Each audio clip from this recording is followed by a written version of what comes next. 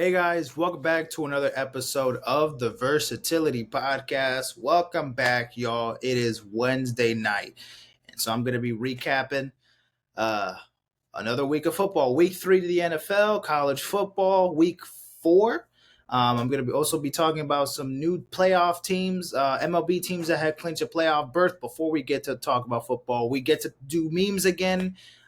So let's just get straight to that. Let's get to all the non-football related content beforehand because that'll probably take like maybe 5 minutes. So let's just get straight to it, y'all. Let's not even waste no more fucking time here. So let's just get straight to it, y'all. Um, let's start off with baseball, obviously, since it's going on right now. I have it right now in the background. Um, so let's look at the Monday results because obviously I did. No, let's not even look at the scores. We're just looking at the standings real quick. So I already looked at the standings pretty recently. But any new changes? So we got the Orioles. They clinched a playoff spot. So obviously the Yankees, Orioles, Guardians, Astros, they all clinched a playoff spot. Obviously right now the Orioles, all they need to do is win one more game against the Orioles, but right now they lost yesterday, Tuesday night, and now they're currently down to the Orioles again right now, 9-3 in the top of the ninth. So the Yankees most likely will have to wait till tomorrow to get another chance to clinch a division, but the Orioles already clinched a playoff spot, but it's all about the division right now between the Yankees and the Orioles. Obviously, the Red Sox, Rays. Finally, the Red Sox and the Rays were eliminated after today, after both teams losing today. So they're done officially. Blue Jays, they're out of here, obviously. The Guardians, they clinched the division. Royals, Tigers, Twins, they're all fighting right now. The Royals and the Tigers still have the same record at the moment, 84-74. 81-76. It is a battle here. It is a fucking battle here. It's looking pretty fucking tough right now for any of these teams. I mean, two of these teams are going to make it, but one of them is not. The Astros, they clinched the division. So they win the AL West, 86-73. The Mariners are still in competition right now. They're still in contention, 82-77, but they got to keep winning games. In the National League, we got the Phillies. They clinched a playoff spot. Obviously, they clinched a division. And right now, it's between the Mets and the Braves. Unfortunately, they had to cancel the series, or not cancel. They had to postpone the series until Monday, which is the day before the playoffs start on Tuesday. So there will be baseball on a day that there shouldn't be any baseball. So yeah, they will have to finish that game, Mets and Braves. So even till Monday, we'll have to see how that goes because obviously the Mets and the Braves are still fighting for a wild card spot. So yeah, the Brewers, obviously they already clinched the division playoff spot. Obviously, all these other teams are eliminated. Giants, Rockies out of here. The Diamondbacks are still in contention for the wild card. They still probably will take the second wild card spot, and then obviously the Mets or the Braves will either take that one. And then the Dodgers, they clinch a playoff spot. The Padres also clinch a playoff spot. They actually clinched a playoff spot last night against the Dodgers, and they ended the game in a triple play.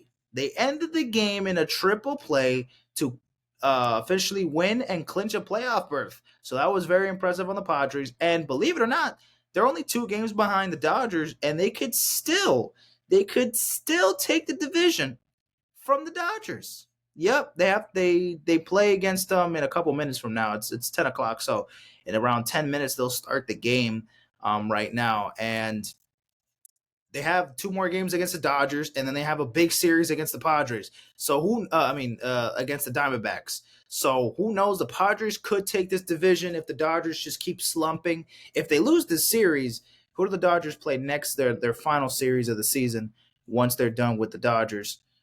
Once they're done with the Padres. My goodness. Oh, the Rockies. But still, either or, the Dodgers gotta win at least 1 or 2 more games to clinch the division, since obviously both teams are playoff teams. But the Dodgers, they got to clinch this fucking division up. They want to win the division, or they just want to be a wild card team. So we'll see what happens there. But it's a battle here. Dodgers, Padres right now. Diamondbacks still closing in. Right now, the Braves and Mets, one of these teams are going to make it. And I'm hoping it's the fucking Braves. I'm hoping it's the fucking Braves. I'm pissed that the game is now to wait. We have to wait till goddamn Monday. But either or, we got that. So the Phillies, they clinched the NL East. The Astros clinched the AL West. And the Orioles and the Padres, they all clinch a playoff berth as well. Let's talk about the WNBA just real quick. The playoffs officially started. The playoffs have officially started. So going back to Sunday was the first slate of games. So we had the Liberty take down the Dream 83-69. Nice. The Sun beating the Fever 93-69. Nice again, but not nice because the Fever lost, unfortunately, this game. The Lynx, they beat the Mercury, Phoenix Mercury 102-95. And then the Aces, they take down the Storm 78-67. So yeah, that was the game one for every single round of the first round of the playoffs, and then game two we had Liberty take down the Atlanta Dream. This is a best of five, or no, excuse me, a best of three series. So obviously, they won the series. New York Liberty. They move on to the semifinals, or they move on to the Eastern Conference Finals. Excuse me, they move on to the Eastern Finals. They beat the Atlanta Dream. And then the Aces, they move on to the Western Conference Finals, beating the Seattle Storm 83-76 in game two. And then right now, there is a game right now, and the game just ended. The Connecticut Sun, they take down the Indiana Fever 87-81. And so, yeah, Caitlin Clark and the Indiana Fever are officially eliminated from the playoffs as of right now. I mean, this game ended probably like half an hour ago or something. So the not the Phoenix Suns, the Connecticut Sun, they move on to the next round. They will be going up against the Indiana Fever. No, they're moving on and going up against the New York Liberty. The New York Liberty in the next round. Right now, it's Mercury versus Lynx game two. I'm still watching baseball. Maybe I'll put that in a little bit right now. But either or, if the Lynx win today, they move on and they go up against the Aces in the Western Finals. So there won't be any games tomorrow. But on Friday, there'll be a game three if necessary. And then round two of the playoffs, the semifinals, will be. Wait, what? The Aces versus the Liberty. Wait, aren't they both in different conferences? Why is that? Wait, what? WNBA? Oh, it has nothing to do. Wait, it has nothing to do with conferences. Wait a minute. How are they playing against each other if they're in the different conferences? Am I tripping? They play. It has nothing to do with conference play. It's just. Am I tripping? Yeah, they're obviously in different conferences. New York and Vegas. They're literally on the other side of the world, or on the other side of the country. But why do they play against each other in the semifinals? This is this was the WNBA finals last year. How is this the W? Did they fuck this up, or am I tripping? Am I tripping? Is it doesn't matter if it's East or it has to be East or West, or it has to be West West and then East East, and then the WNBA finals is the best of the West and the best of the East. I'm sorry. I don't know if this is just a mistake on my behalf. I don't know what the fuck is going on here, but I guess this is the matchup. I don't know. They fucked that shit up, or maybe I'm tripping. Either or, we'll see how the actual matchups go because we still got to wait for the Lynx or the Mercury series to end. But the Connecticut Sun, they're waiting on their opponent. So that is that for the WNBA playoffs. Let's talk about the FIFA U20 World Cup since I saw a little bit of the final, but I didn't see the whole game. And well, North Korea, of all teams, they take down Japan. They take down Japan 1-0, and they win the FIFA Under 20 Women's World Cup in Colombia 2024. So shout out to shout out to North Korea. They beat Japan, but damn, Interesting stuff. Interesting stuff here. I kind of wanted to show y'all this real quick. The 2024-25, the City Connect jerseys for next season. Um, they leaked already, so I just kind of wanted to see a little bit of the jerseys, just just to kind of see a little bit of it. Um, oh, they're ranking them from. Okay, so they ranked them. We're not really gonna go from the ranking. I don't really give a fuck about the ranking, but we're just gonna be looking at them in this order, whatever. So here we got the Lake Show. We got the LA Lakers, and yep, these fucking suck. Yup. Am I really about to see LeBron, AD, Bronny James even? I mean, there's no fucking number. And even if there is a number, would that even do much to improve the fucking the jersey? This shit looks like ass. I'm sorry. What the hell is this, bruh? What the hell is this? This is absolute dog shit. The Miami Heat are number 29. Oh my fucking god. Oh my goodness, bruh. Whoever came up with this shit needs to get oh Lord have mercy. Look, I don't mind the color. I don't mind the color, but heat culture again. I am not a fan of these heat culture jerseys, bro. These fucking they fucking suck. They fucking suck. Um, it just looks weird. I don't know. Like the color, it's the culture fonts. I don't know if it's just the culture font. They just look super weird to me. I don't know. Anyways, we're just gonna fucking move on from that. The Timberwolves.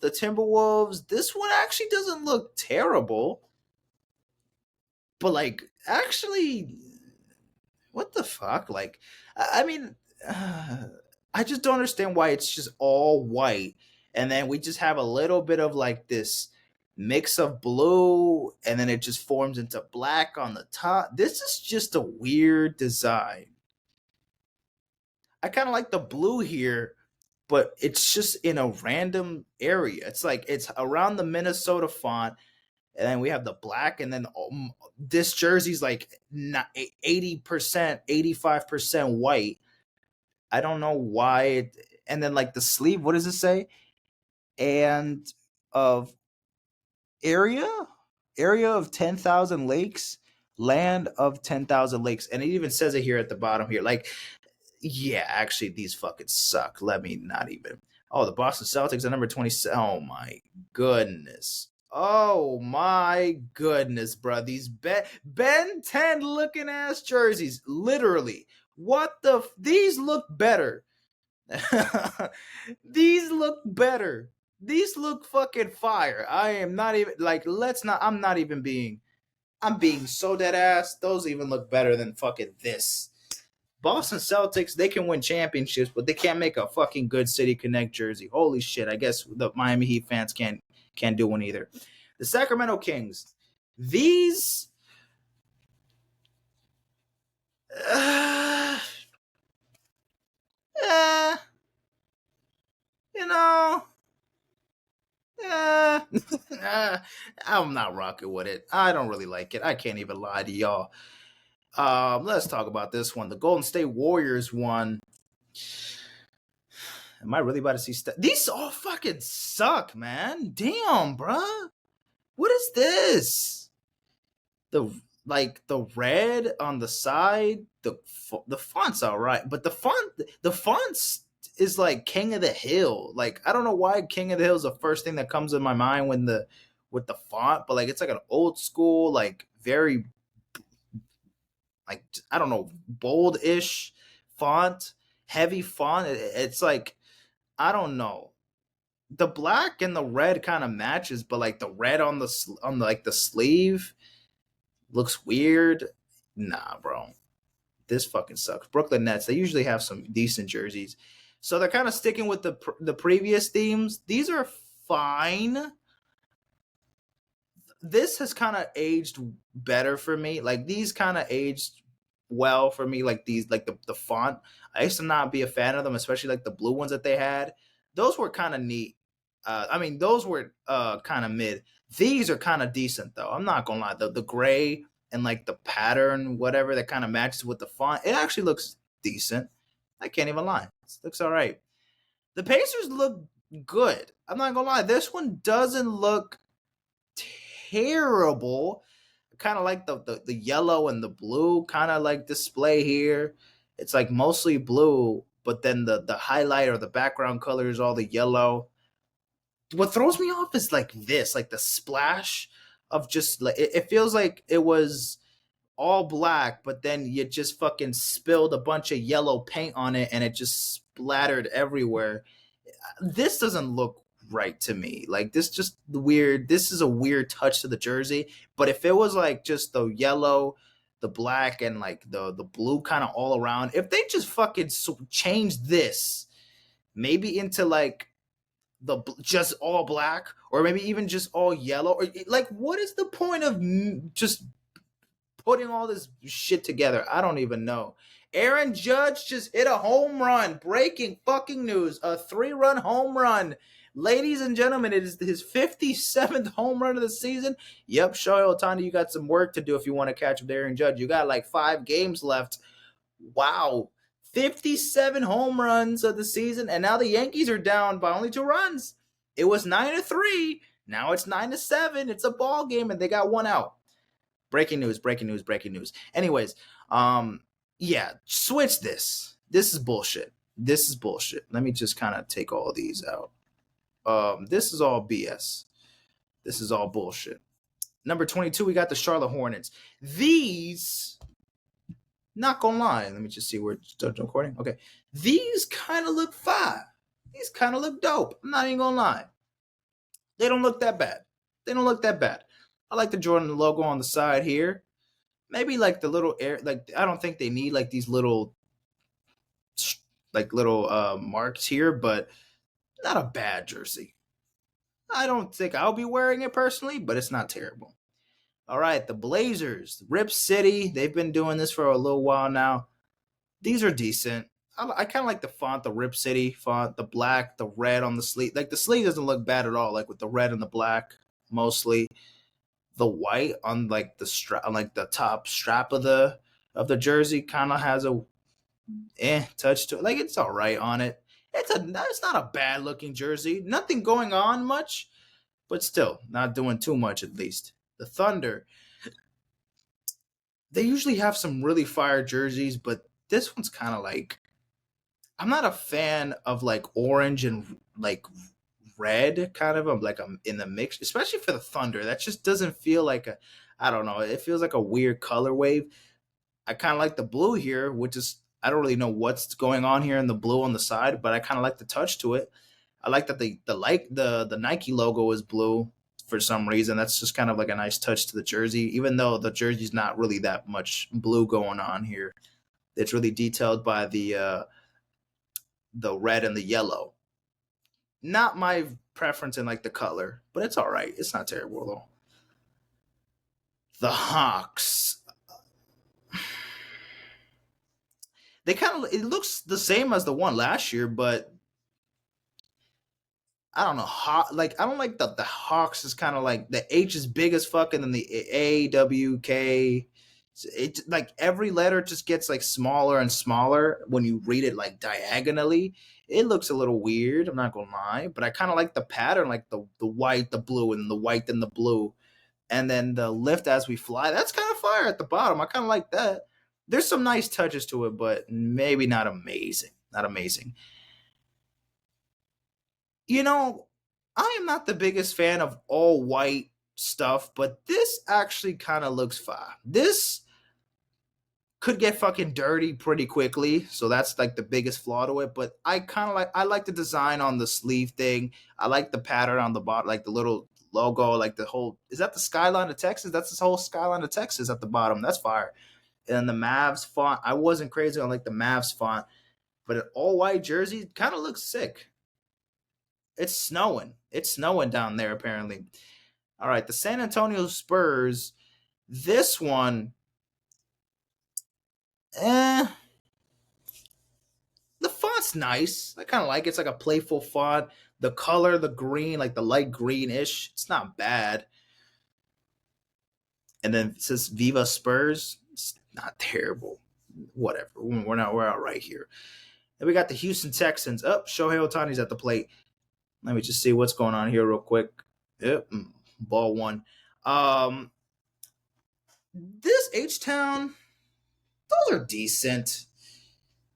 Those are decent, but nothing insane, nothing crazy, bro. Nothing crazy. All right, we're halfway there, y'all. Uh, Washington Wizards. It's kind of like the same ones, but the colors are just a little bit different. Especially like this, they kind of switch this around, but that's like the same font. Um, yeah, it's kind of mid. I'm not gonna lie. Mm. They're the same fucking shit. It's the same shit. They've had different ones. They've had like the green one. They've had like the beige ones, or like the cream city ones. This one's just like the blue with this one. Actually, this one's not that bad, but this little like this throws me off. It just feels like a random design. I know it would be a very plain jersey if it was just the font and then the blue jersey, but like, what the fuck is this? Like this little line that just it's just random as hell. I don't know if it really means anything, but we'll see. These are kind of tough. I like the New York like reflection of it. I like the NYC at the top. A lot of New York promo, New York, NYC. But it's kind of fire. It's kind of fire. I like it. Jalen Brunson probably will drop fucking 50 with these fucking bad boys on. Who knows? The clips. I like the color. I'm a big fan of the of blue. I'm a big fan of like teal, light blue. Um and the clips font doesn't look bad at all. I like that the basketball is like the eye. Um I do like this is actually not a bad jersey. I kind of like this one. And like the basketballs, I like basketballs at the bottom or something. If I'm not mistaken, those look pretty good. The Clippers one's fire.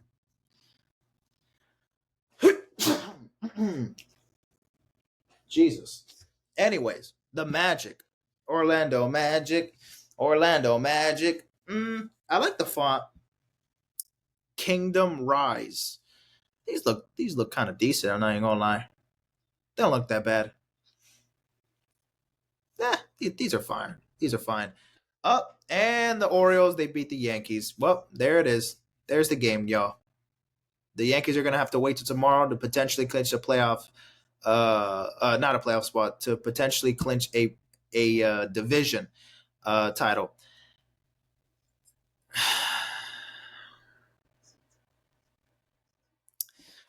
You know, this is very old school, but like I kind of like the color. This is one of the weird ones. I don't know about the font. This font is kind of throwing me off, like the cursive, but like this is like an ugly cursive. This is not even like like you can't tell me that's a fucking S right there, but it is.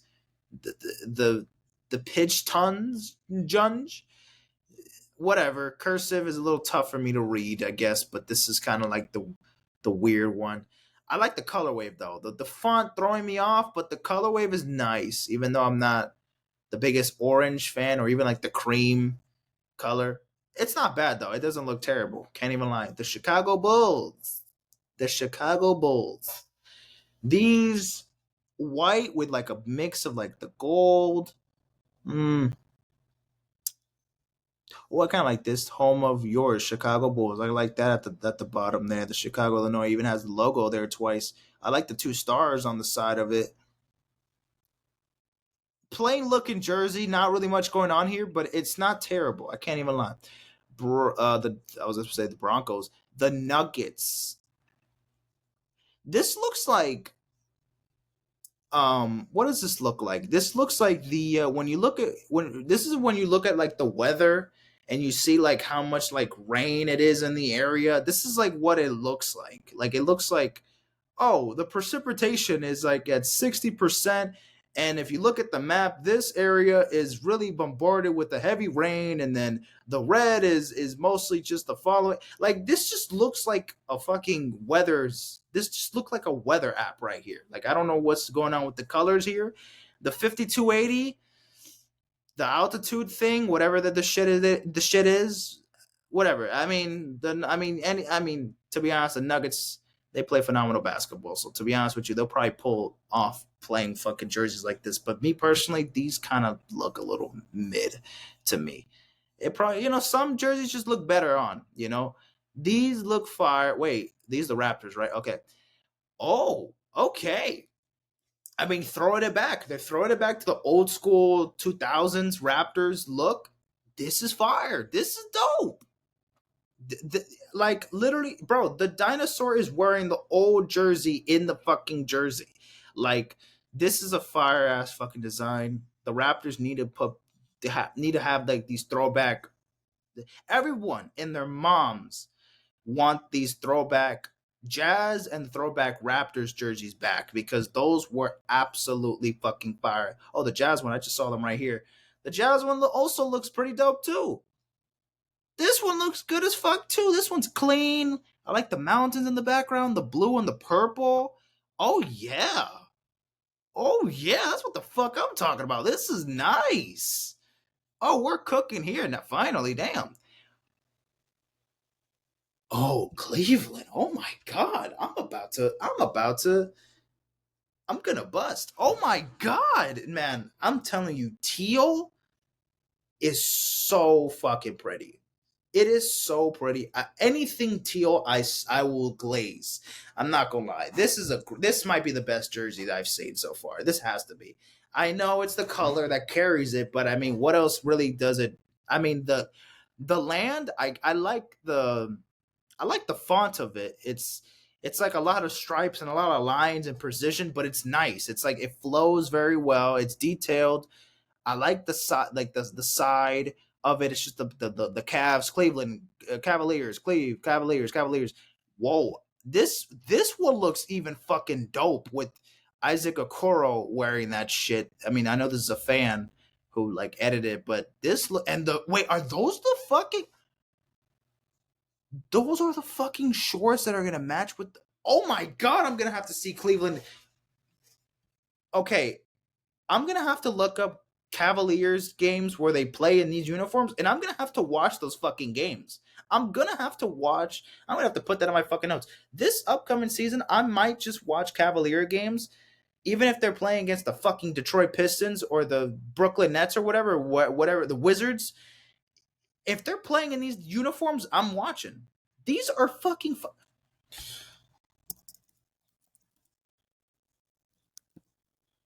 Hold on. Not these.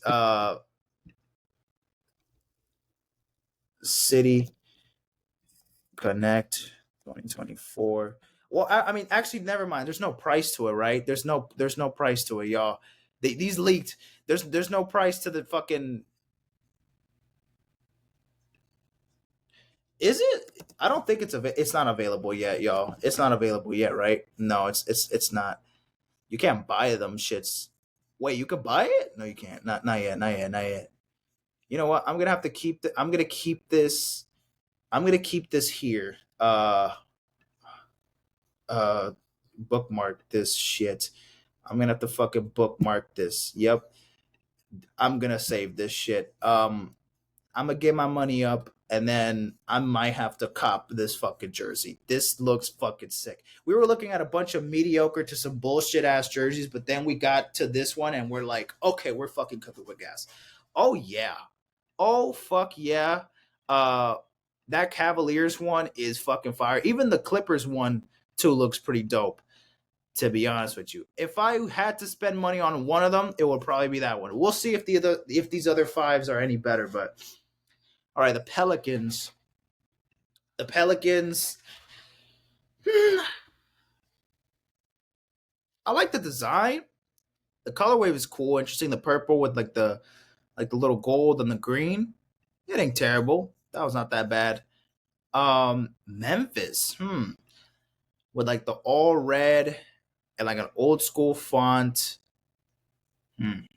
John Morant fucking dunking in these bad bitches. These kind of look tough. I can't lie. The red and the blue and the white kind of have a good mix. It's a nice mix here. The Sixers. Let me see these. I'm not crazy, bro. And these are like the same ones as last year too, kind of, except they're not the blue ones. These are like the white ones. Um, I prefer the ones last year. I'm gonna be honest with you. Those looked a lot better. What is this? Like these four colors on the side? That's just kind of random. What is it?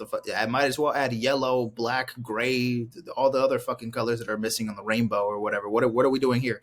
I know this represents something, and I'm kind of ignorant that I don't know what it is, but still, to me, just looking at it randomly, it looks random. So whatever. Eh, eh, maybe not number 3, especially over the fucking Cavaliers one. That Cavaliers one is the one for me. I'm telling you, it is. That one looks amazing. Um, this is nice, but these are like, aren't these like very old school jerseys? Are you copying in design that's a nod to the 1995 All Star game? Yeah, these kind of do look like the ones from the All Star game all the way the fucking 90s, but they kind of look. They look alright. I don't like. Why does a star look like that? Why couldn't it be just like a regular star? Why is like the star kind of like stretched out on the corner there? It's a little weird. But the number one is the Raptors. Oh, that's the number one. We already saw it. Okay. Well, yeah. I mean, everyone and their mom wants like these, throwback jerseys to be a, comeback. These are fire though. These are pretty good. This is definitely in the top 3. This is probably behind like the Clippers one, maybe. Actually, no. Fuck this. I'm putting this one over the Clippers one. Maybe the Cavaliers. The Cavaliers, I think, is the best one. Just by like the color, by design, this probably has the best design. You don't have you have the Raptor. You don't have to say Raptors. You have the fucking Raptor wearing the old school, and it's obviously it's the Raptor doing the Vince Carter, the iconic, the dunk contest where he does the in between the legs, the two like this is awesome. By the design, looks incredible and very nostalgic, but by color wave, it has to be the Clippers. Not the Clippers, the Cavaliers, for me personally. But this one's nice, though. This one's nice. And it also says he's entering the Hall of Fame next month. Oh, so they're kind of doing like a little tribute there. Those are fire. Can't even lie. Those are fucking fire. That's shit's fire. But I'm not even gonna lie. Oh my god, these are so fucking gas. Yo, I need them. I fucking need them. I already have the NFL thing here. Oh my god, I fucking need that shit. I fucking need that shit right now. Right now, I need it. I need it right now. Anyways, let me shut the fuck up. Let me go to college football. Now let's officially start the football ride here, ladies and gentlemen. Because everything else is music stuff, but we're keeping that for the next episode. Hopefully Saturday. Yeah, I would say Saturday. Tomorrow will be busy. Friday, I'll do my picks, and then Saturday I'll do another episode, and that will be the music episode. There's still a couple things I need to catch up on. Scores here. So, all right, we're gonna be recapping week 4 of college football real quick. Just the top 25 games. We're not gonna go too much in depth here. Actually, we're gonna look at some of the games here. Actually, fuck it, just pull all the games. All right, so Thursday, ass whooping by South Alabama. I didn't see any of these games, but this was fucking high scoring, 54-52.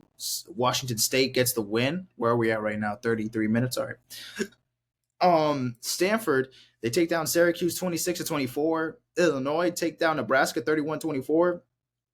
Patrick Mahomes Jr.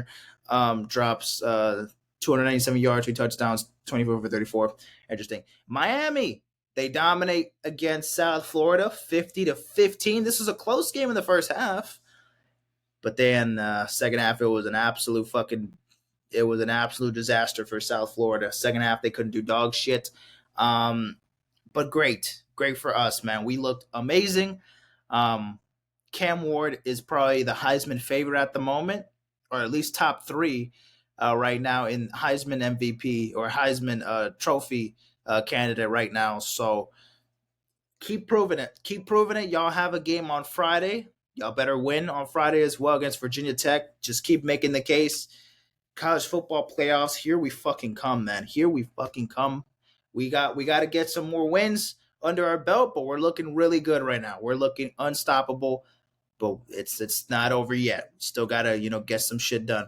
We got Texas absolutely blowing out UL Monroe. Arch Manning threw his first pick of his entire collegiate career, but obviously still played a good game afterward. 258 yards, 2 touchdowns, blew out the other team. Ohio State gets a blowout win against Marshall. Ole Miss wins. Tennessee gets the win against Oklahoma. Mizzou gets a close, tight win against Vanderbilt, 30-27 in double overtime. Penn State blows out Kent State. Michigan takes down USC. I had USC winning this one, so fuck me. But either way, Utah defeating Oklahoma State 22-19. BYU taking down Kansas State. LSU taking out UCLA. Notre Dame beating Miami, Ohio. Louisville taking down Georgia Tech. Iowa State taking down Arkansas State. Clemson taking down NC State. Buffalo taking down Northern Illinois. Texas A&M taking down Bowling Green. Florida, Indiana, Maryland, they all take the win. James Madison dropped a 70-piece hamburguesa against the Tar Heels.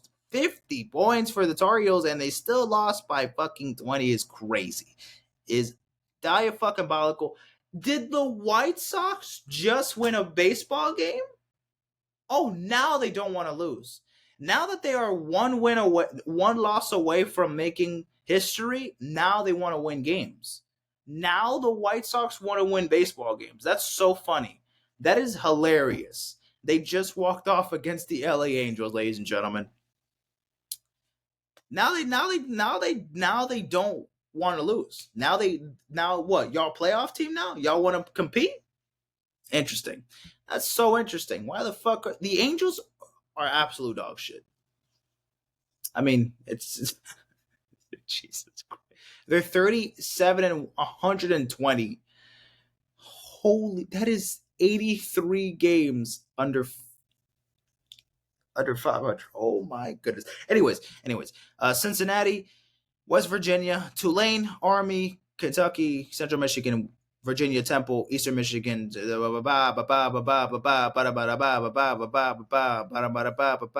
all these teams. You can see the score here. Duke, SMU, Colorado State.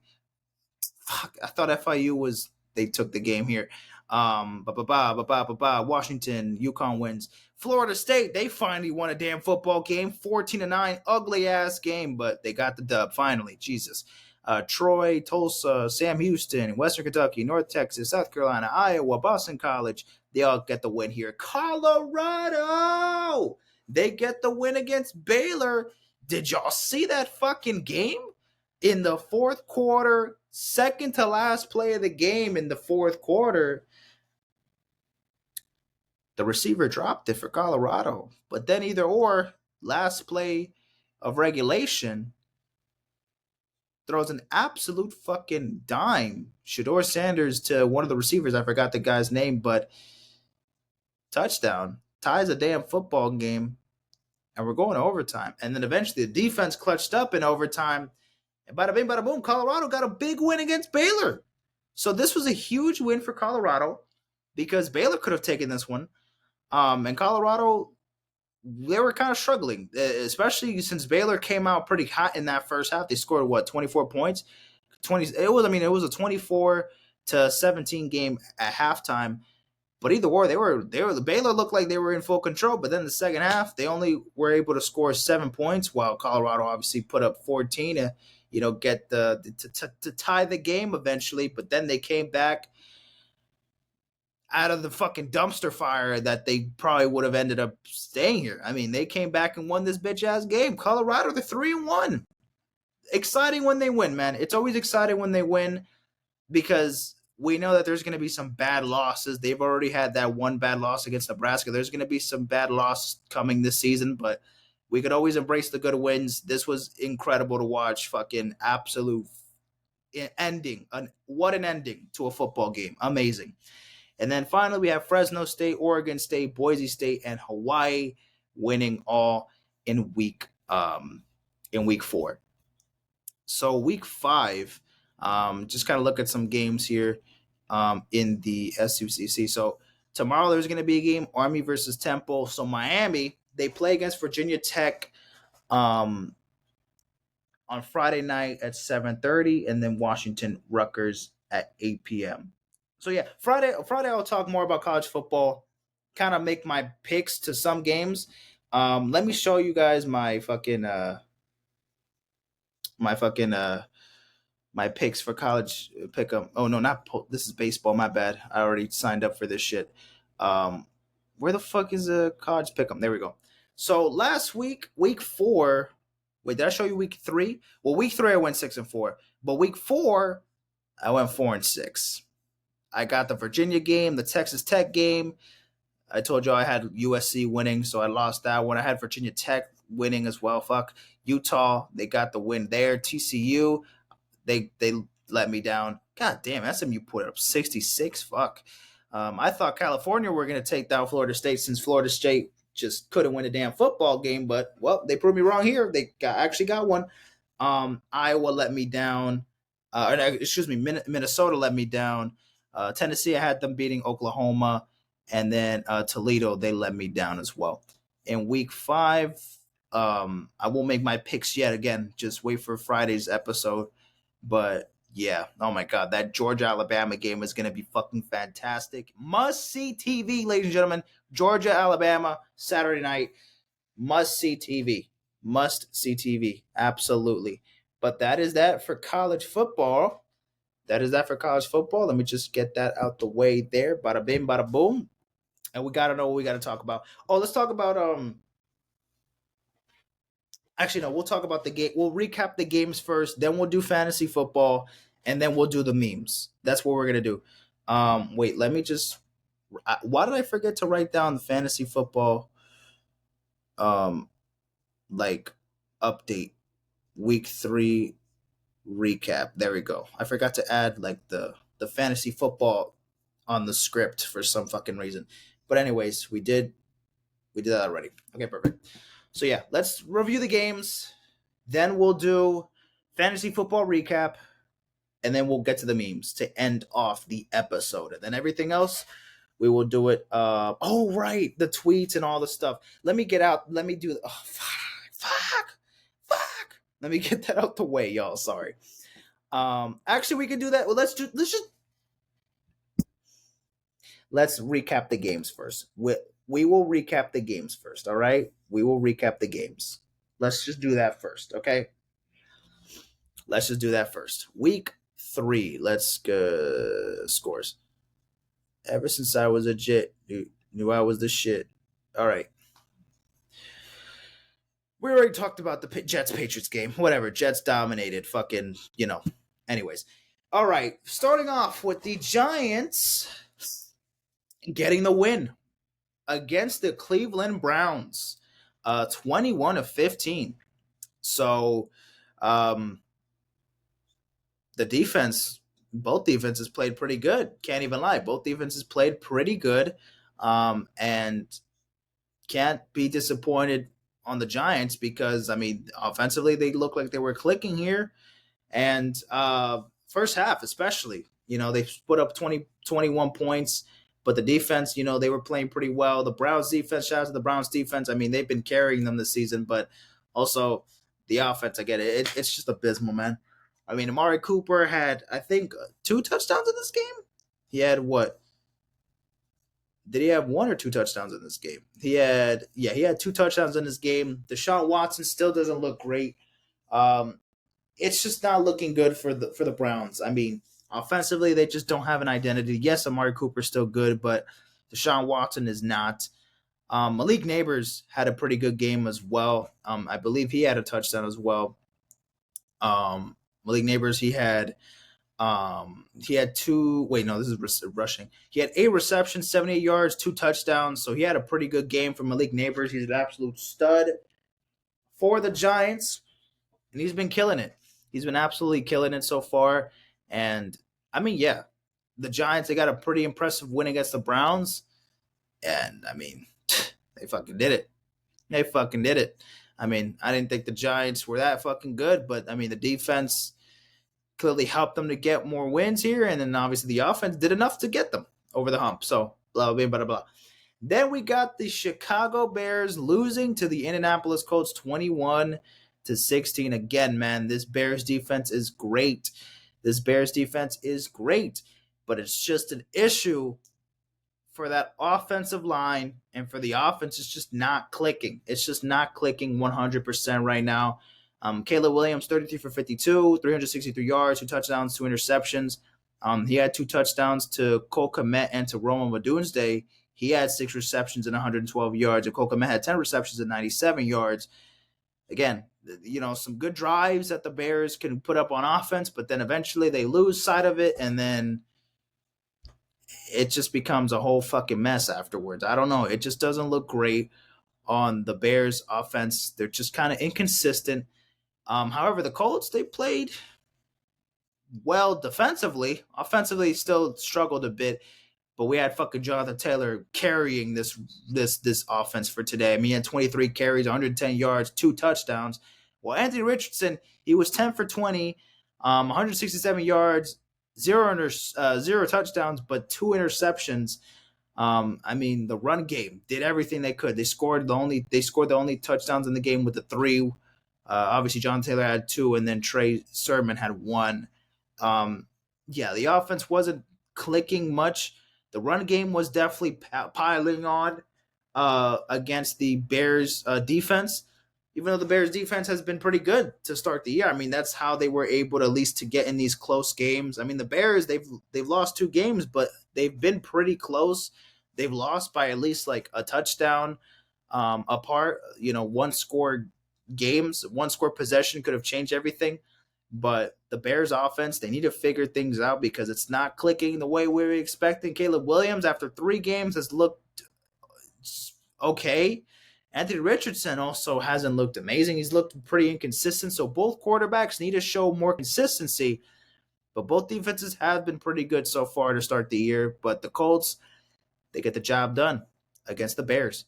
Next, definitely a pretty big game here and an upset that I didn't predict. We got the Minnesota Vikings dominate against the Houston Texans 34-7. And the Vikings are 3-0 to start the year, while the Texans are now 2-1.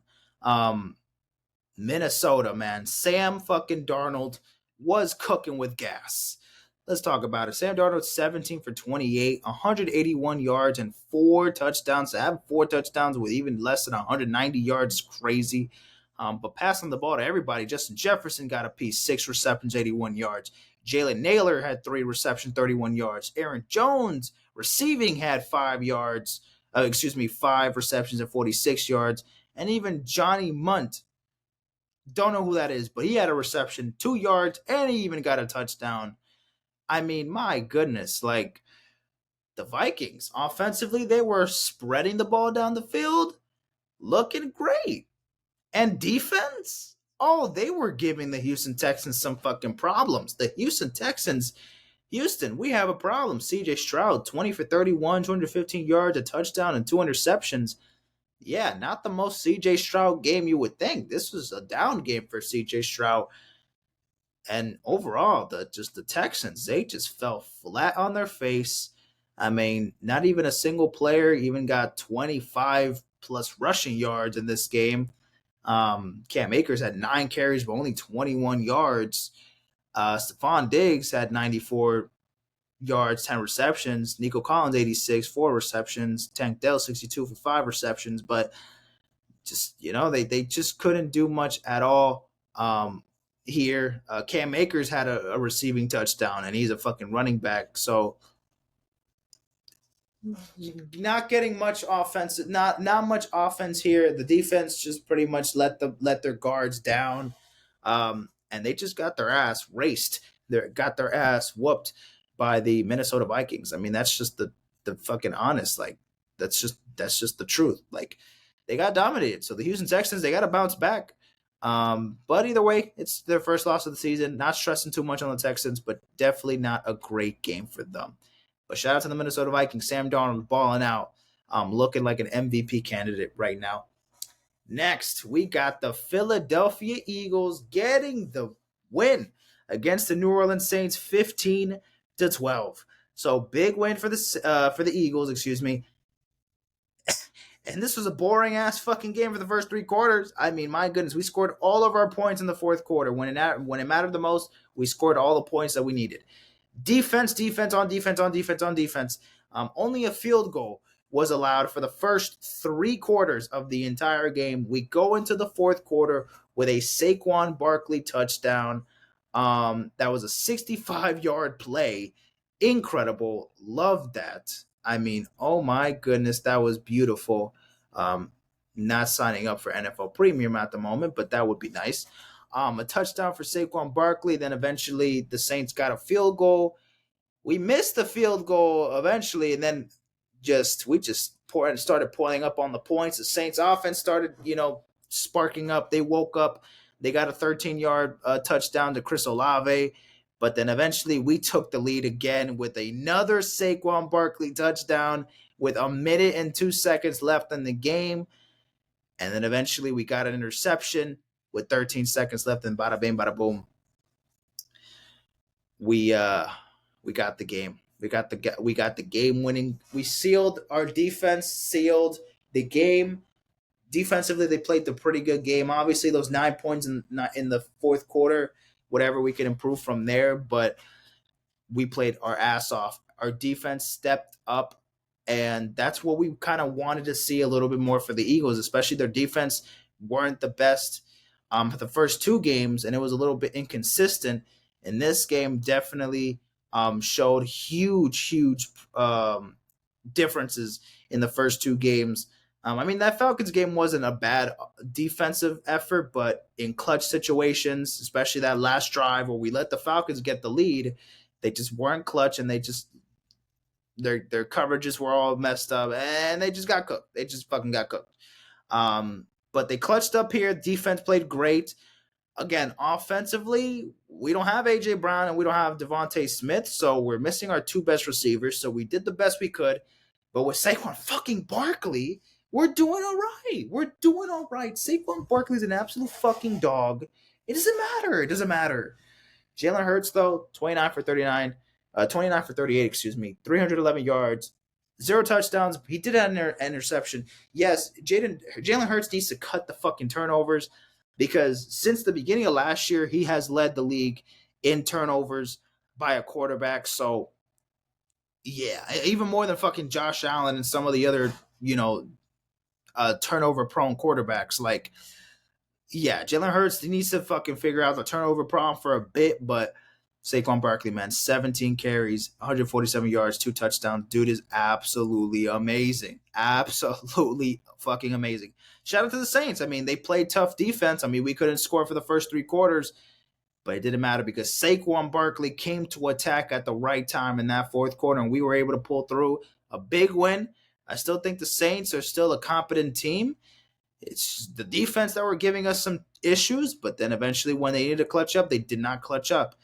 We'll see what the Saints do next week against the Falcons. That's going to be a big divisional rival game. While the Eagles, don't we have the who the fuck do we have? We have the Buccaneers. Last time we played against the Buccaneers, it was an absolute fucking shit show. So we'll see how we do next week against the Buccaneers. It doesn't get any easier, y'all. We have to go up against the Buccaneers. It doesn't get any fucking easier. But the Eagles, they got a big win on the road against the Saints. Next, we got the LA Chargers not taking the W. Not taking the W against the Pittsburgh Steelers. The Steelers get the win 20-10. What do I have to say about this Pittsburgh Steelers defense, man? This Pittsburgh Steelers defense is too good to be true. They are fucking phenomenal defensively. It is insane how good that defense is. They have absolutely been putting on a fucking show this whole season. The Chargers offensively, they just look very sluggish.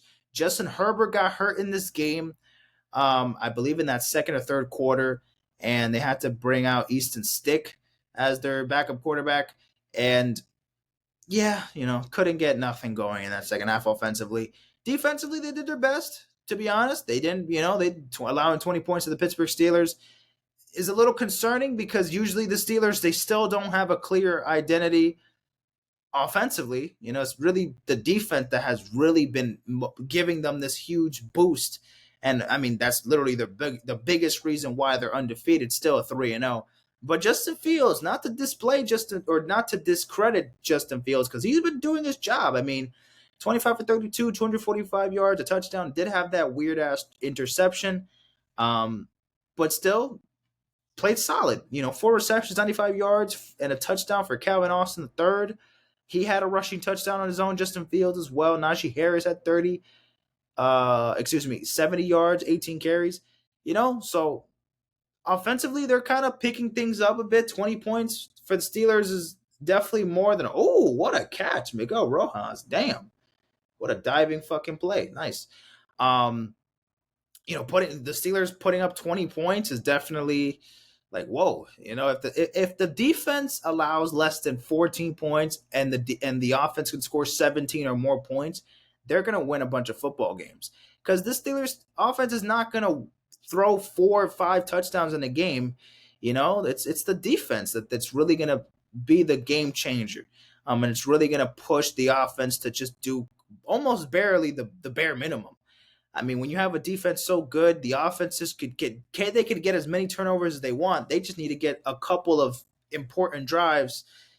I mean, bro, they won games they've won the first 2 games with only scoring 1 touchdown. Eventually they got 2 touchdowns in this one, but the first 2 games they had only 1 offensive touchdown. In that first game against the Falcons, they had all field goals. They won by all fucking field goals. So clearly the offense needs to, if the Steelers really want to be considered one of the elite teams for this season and wants to continue, dominating, they need to figure things out on offense, and they just need to keep on cooking defensively, because they're fucking doing everything defensively. So shout out to the Steelers. They get the job done against the Chargers 20-10. Next, we got another upset here. We got the Denver Broncos taking down the Tampa Bay Buccaneers 26-7. Yikes. What the hell happened for the Buccaneers, man? They just beat the Detroit Lions and now they're out here losing to the Broncos? Yup, that's a fucking shocker to me. Bo Nix looked pretty fucking good. 25 for 36, 216 yards, didn't throw a touchdown, but didn't turn the ball over. And he had 9 carries and 47 yards on his own. He even had a fucking touchdown for that as well. So dude played fucking pretty good. He played fucking way better than his first 2 performances. He played a lot better in it than his first 2 games on the road. I believe this is the first road game, right? Or this is the second road game, I believe. I think they played in Seattle in week 1, I believe, or week 2. But the Buccaneers, yeah, what the fuck? They just fell flat to their face. Offense non-existent in this game. The fuck, Baker Mayfield, how many turnovers he had? Only had 1 turnover. He had 25 for 33, 163 yards, a touchdown, and that 1 interception. And then Chris Godwin got that touchdown. So 6 receptions, 53 yards. Mike Evans, quiet game, 2 receptions, 17 yards. Yep, not the best game for Mike Evans, not the best game for Baker Mayfield, and the offense was not clicking. Defense, I mean, they didn't play terrible, but they did let Bo Nix just kind of outrun you for a little bit, so that was a little concerning. That was a little concerning on that behalf there, not gonna lie, but they could figure things out here. I mean, they should be cooking. They should be fine here. I don't think they're doing bad at all, but still a little fucking weird. But the Broncos, I mean, shout out to them. Offensively, they were clicking, and Bo Nix picked up a pretty good win. His first career win as an NFL starter. His first win ever in his career. So shout out to the Broncos getting their first win of the season. Next, we got the Green Bay Packers destroying the Tennessee Titans 30-14. Yeah. Why did I think the Titans had a chance in this game? The offense was looking really subpar. And again, subpar performance for the offense, but the defense looked pretty impressive for the first 2 weeks of the season. And now here, it's kind of just looked like a mess. Don't know what the hell was going on here, but defensively, Tennessee just let themselves go. But the Packers were just rolling. They were rolling. 13 for 19 for Malik Willis in his first game against the Tennessee Titans. His former team, obviously, he played for them last year. 202 yards and a touchdown. He also had a rushing touchdown and 6 carries and 73 yards. And Emmanuel Wilson had a touchdown as well for 2 receptions, 35 yards, because you're watching the 2 receptions if it's 67 yards. Jaden Reed, excuse me, had 4 receptions, 50 yards as well. But yeah, Packers just dominated offensively, and Tennessee, like, their defense just fell flat to the fucking ground, and offensively, Malik Willis, what the fuck did he do? Yep. 26 for 34, 260 yards, 2 touchdowns, and 2 interceptions. Yeah, dude, did not have a great game, but I mean, shout out to DeAndre Hopkins. He got a touchdown. And also Nick Vanette got a touchdown as well, 2 receptions and 9 yards. But yeah, dude. Titans 0-3 to start the year. Not looking great. Not looking great. Not looking great. So Packers, they get the win against the Titans. Y'all need to fucking figure it out because it's not looking great. It's not looking great for y'all. Y'all gotta fucking figure things out here. Yup. Your eyes are not deceiving you. The Carolina Panthers, they take down the Las Vegas Raiders 36-22. I had a feeling, man. I had a feeling deep down that the Panthers were going to win this fucking game, and I just didn't trust my gut. I should have just picked them, man. I should have just picked them. But the Panthers, they get the job done. They beat the Raiders 36-22. Bryce Young gets benched. They put in Andy Dalton as the starting quarterback for this game. And he absolutely fucking put on a masterclass. 36 points for the Panthers in 2024 sounds like they're winning the fucking Super Bowl. Like, 36 points for the Panthers and actually winning a game. That sounds like they're fucking Super Bowl champions. Might as well just, take that 2015 season off the books. Whatever. They won a fucking Super Bowl, scoring 36 points in a football game and winning it. Andy Dalton looked great. He looked phenomenal, man. I mean, 26 for 37, 319 yards, 3 touchdowns. Miles Sanders had a rushing touchdown with 7 carries and 17 yards. Chuba Hubbard, bro, had 21 carries, 114 yards, didn't have a touchdown, but looked great as well. Deontay Johnson, 8 receptions, 122 yards, and a tutty. And then Chuba Hubbard also had 5 receptions and 55 yards and also got himself another tutty. And guess who else got a tutty before he got hurt? 3 receptions, 40 yards for Adam Thielen, and a touchdown for him as well. Bro, the Panthers looked good. The Panthers looked good. And the Raiders, what the fuck happened here? Gardner Minshew looked pretty weird. Did not look great. 18 for 28, 214 yards, a touchdown, and interception. Then they had to bring out Aiden O'Connell at 9 for 12, 82 yards, a touchdown, because he got pretty much just, benched. Alexander Madison got a touchdown. Trey Tucker and Jacoby Myers got a touchdown as well. But Raiders just fell flat. I mean, offensively, they looked decent, but you let the Panthers score 36 points on you.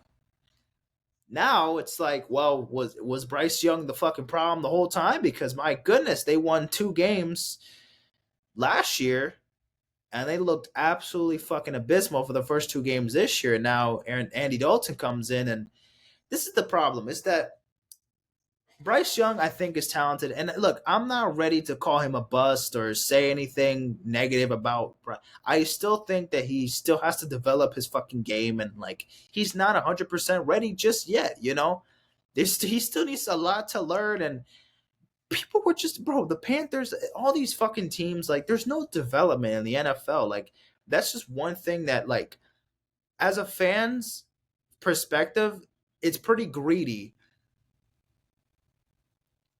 but also, like obviously you can't blame the fans. In the situation of like, you had to spend an entire season the year prior to just suck balls and just have to watch pathetic play. You just watch this team suck ass just for them to get a good draft pick, just for them to potentially get their franchise quarterback.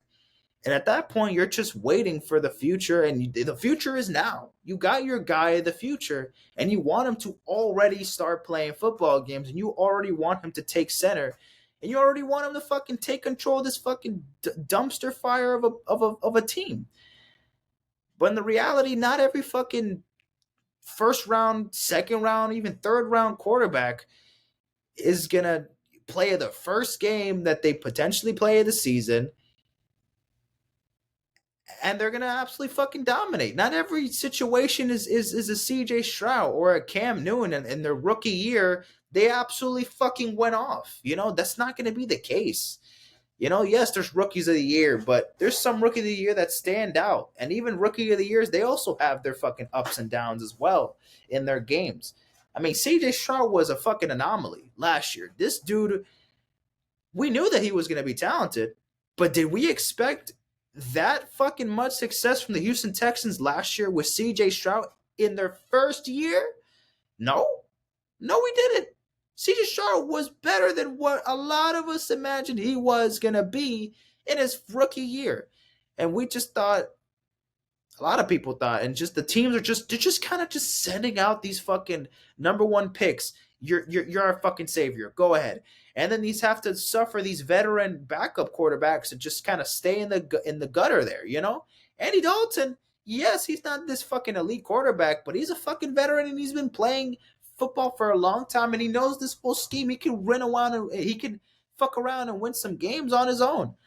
I'm not saying Andy Dalton's going to fucking carry this Carolina Panthers team for very long, but at least they know that they can win football games. They have chances. They could get shit done. Actually, like they're not just stuck in just absolute dog shit the whole time. They could actually win some fucking football games. With Bryce Young, I mean, they won 2 games last year with Bryce Young, but still, like, there's still a lot in his game that needs to fucking adapt. And then eventually, if he still can't get it together, then we could say bust and this and that, whatever. But we're just throwing these fucking guys out there and we're just expecting to fucking play like Superman and be Batman and Spider-Man. Like, y'all want him to become fucking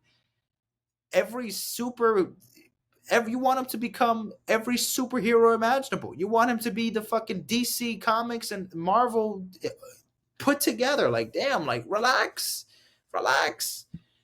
But definitely interesting to see that the Carolina Panthers can win a fucking football game now. Shout out to them. Not going to talk about this game very long. Literally like less than a minute. The Seahawks, they get the job done against the Miami Dolphins 24-3. Skylar Thompson, you're fucking dog shit. But I didn't expect too much from you. So to be fair, whatever. And unfortunately, he got hurt. Did y'all see that last play of the first half? Where he was just trying to find somebody open. He just got absolutely fucking butt tackled in that last play of the first half before halftime. Our offense fucking sucked, man. I mean, our offense was nowhere to be found. And shout out to the Seahawks. They played what they could. They did what they did. Their defense was great. But our offense was non-existent, man. What was the stats for Scott Thompson? He had 13 for 19, 107 yards. Tim Boyle was our backup quarterback after Scott Thompson got out. 7 for 13, 79 yards. Tyreek, what was his stat line? He had 40 yards, 3 receptions. 3 receptions for 28 yards. Jalen Watt had 4 receptions, 26 yards. It's a pitiful-ass game. And the Seahawks, I mean, Geno Smith didn't play amazing, but still, he had 2 interceptions, 1 touchdown, 289 yards. But Zach Charbonnet, 18 carries, 91 yards, 2 touchdowns. The run game was definitely popping for Seattle. So congrats to Seattle. They got the win against Miami. Hopefully Miami can bounce back next game, but did not expect anything different from this one. Anyways, next we got the Detroit Lions taking down the Arizona Cardinals 20-13. Didn't watch much of this game, so don't really know what happened here. But the Lions, they scored all their 20 points in that first half. Jared Goff, 18 for 23, 198 yards, 2 touchdowns, an interception. David Montgomery had 23 carries, 105 yards, and a tutty, as well as Amon-Ra St. Brown, 7 receptions, 75 yards, and a touchdown. Good for me for fantasy football as well. Cardinals with Kyler Murray, 21 for 34, 207 yards, a touchdown, and interception. One going to Marvin Harrison Jr. for that touchdown, 5 receptions, 64 yards. So, yeah, I mean, offensively, not really a lot going on here for the Cardinals. But, I mean, defense, they played decent. Can't really blame them here, but they just had a bunch of opportunities and they missed a bunch of opportunities as well. I mean, first 3 drives, touchdown, touchdown, touchdown, and then punt, couple punts, interceptions, a bunch of turnovers.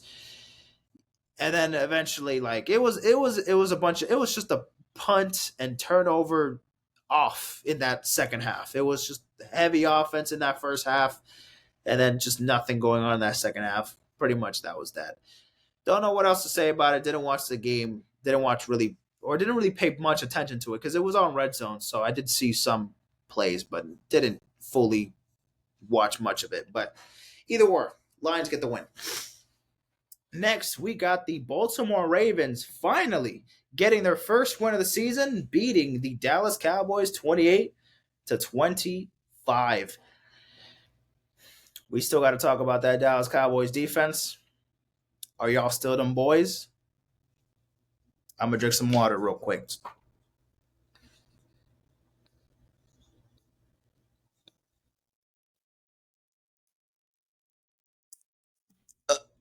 Are y'all still them boys? Are y'all still them boys? Never mind. Anyways, yeah. Both teams are now 1-2. Derrick Henry steamrolled. Absolute domination. Lamar Jackson, 12 for 15, 182 yards, a touchdown, and an interception, and 0 interceptions. But Derrick Henry, let's talk about Derrick Henry. 25 carries, 151 yards, and 2 touchdowns. Holy fucking shit, Derrick Henry was fucking steamrolling. Just going through that Dallas Cowboys fucking brick wall. That's not even a brick wall. At this point, that shit's looking like the border. Anyways, 14 carries for Lamar as well, rushing yards and 87, and you also had a rushing touchdown on his own. And then Rashad Bateman had 3 receptions, 28 yards, and a touchdown as well for him. Offensively, and especially obviously Derrick Henry in the run game looked phenomenal. So the Ravens offensively, they were picking it up. They looked good. Cowboys defense still struggling, man, still struggling, and it was not looking good for the Cowboys. In that first half. Now, in that fourth quarter, they put up 19 points. And they were making things interesting. They definitely made things interesting in this game. But they still couldn't get the job done. They just fucking failed. They just still couldn't get the job done. And just didn't look great. Did not look great for the rest for the first 3 quarters of the game. Just got a bunch of field goals, and then eventually the offense started producing in that fourth quarter, but it was too late. You had to be consistent the whole game. If y'all were doing something for the first 3 quarters offensively, maybe things were piling up. But shout out to that Ravens defense. They actually played pretty well. Just in that fourth quarter, they were kind of blowing things out of proportion, though. So, but either way, they got the win against the Dallas Cowboys. So, the Ravens, they can celebrate that. They finally have a win on the board this season. Next, we got the San Francisco 49ers losing to the LA Rams 27-24. So, again, Puka Nacua, Cooper Kupp are out for the Rams. Matthew Stafford obviously still in. But it just has a bunch of other guys there, but still looked pretty good. 16 for 25, 221 yards, a touchdown. Kyron Williams had 24 carries, 89 yards, and 2 touchdowns. And then Kyron Williams had a receiving touchdown as well. So Kyron Williams was pretty much the entire goddamn offense for the Rams. But again, that's not really surprising when you don't have Puka Nacua or Cooper Kupp out there. They had to really just give much of the load to Kyron Williams. But shout out to Matthew Stafford because he was still clutch in this game because they put up 13 points and they came back in this game. They came back. They were down. What was the score? I forgot exactly what the deficit was. They were down, I think, by like 10 points or maybe 7 points or something like that. They were down by like 10 points, I believe. And they came back in that fourth quarter and they fucking overtook it. And Brock Purdy played pretty well, like 22 for 30, 292 yards, 3 touchdowns. And all 3 touchdowns were to Juwan Jennings, who had 11 receptions and 175 yards. Juwan Jennings, they didn't have George Kittle. They didn't have Deebo Samuel. Brandon Ayuk had a pretty quiet game, 5 receptions, 48 yards. But Juwan Jennings was getting all the fucking targets, and he was getting all the love here. Jordan Mason was having a decent game too, 19 yards.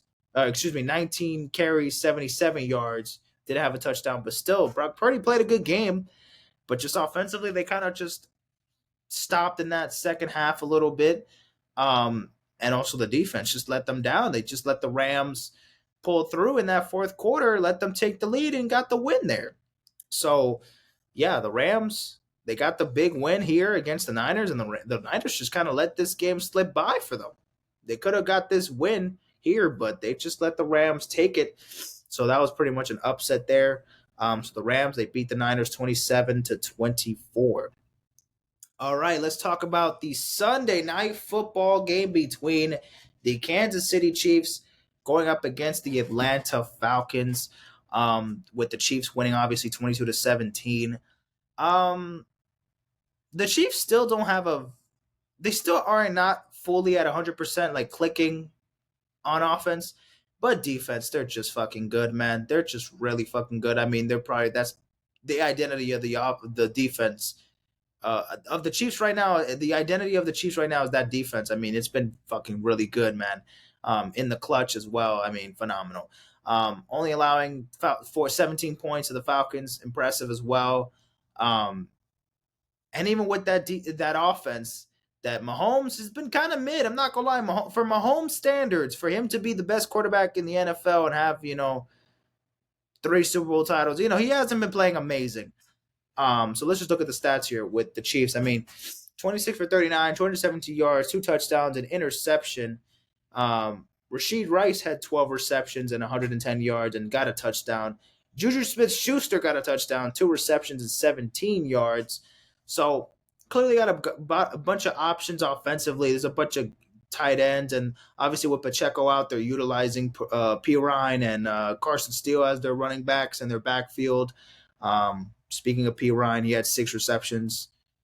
My goodness. He had 6 carries, 25 yards, 17 carries, and 72 yards for Carson Steele. Yeah, the offense looked decent, but we know that this fucking Chiefs offense can fucking absolutely explode. And Travis Kelce, 4 receptions, 30 yards. He still has not found a tutty so far in the end zone this season. So what's going on for Travis Kelce? Has he hit 100 yards yet this season? I don't think so. 3 games, not 100 yards. I don't think so just yet. Let me just double check right now. I mean, he hasn't been amazing this year, so he's been pretty quiet. So far how many yards? So far he has 69 yards. And 8 receptions. Doesn't have a touchdown, so just yet. So only not even yet 70 yards for Travis Kelce.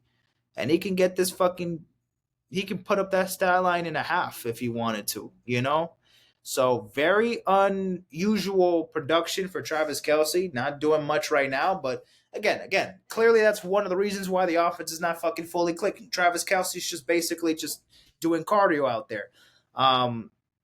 But defense matters. Defense wins championships, and that's how they won it last year. And so the Falcons, they just fell victim to that amazing Chiefs defense. To Kirk Cousins, though, 20 for 29, 230 yards, a touchdown, interception. Played a decent game. Bijan Robinson had a touchdown, 16 carries and 31 yards. Decent performance. And then Drake London, 6 receptions, 67 yards, and a touchdown. And even shout out to Darnell Mooney, 8 receptions, 66 yards as well. Kyle Pitts had 2 receptions and 59 yards. Yeah. Now obviously later in that game, that fourth quarter, yeah, there was a no call that I think should have been called on for the Chiefs.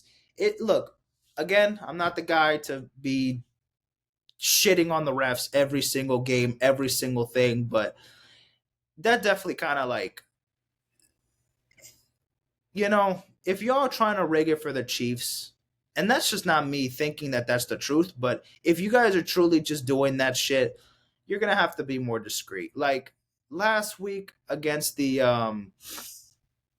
who did the Chiefs play last week? Damn, the Bengals. Um, it was a good call. It was pass interference, and it was for the Chiefs. It was that 4th and 16 that if they didn't convert, the game would have been over, and the Bengals would have won the game because they would have been up by 1 point, I believe. And if not, obviously, if they didn't convert the 4th down, they wouldn't have gone to field goal range. It would have got the game-winning field goal, and Kansas City wouldn't have won the game, right? But whatever.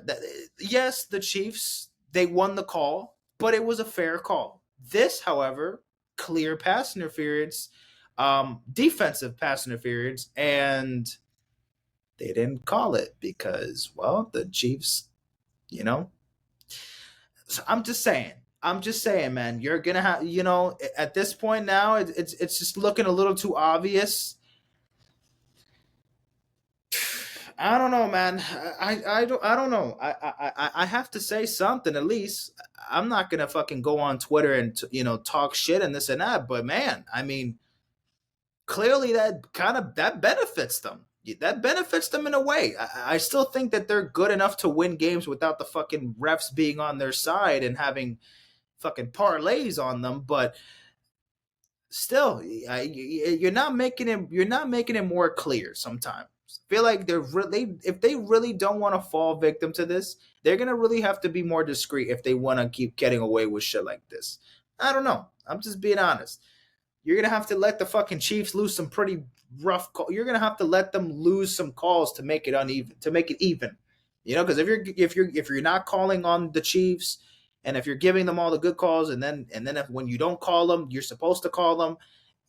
Show some consistency, man, for the refs. But anyways, enough. I don't even really fucking care much about talk about that shit, but I had to point it out because I noticed, and I'm like, oh my goodness. And this is why the fucking Chiefs are disliked, because obviously they're very good, but the fucking refs are just, they're all, neck and neck, It's a whole fucking connection that we're aware of now.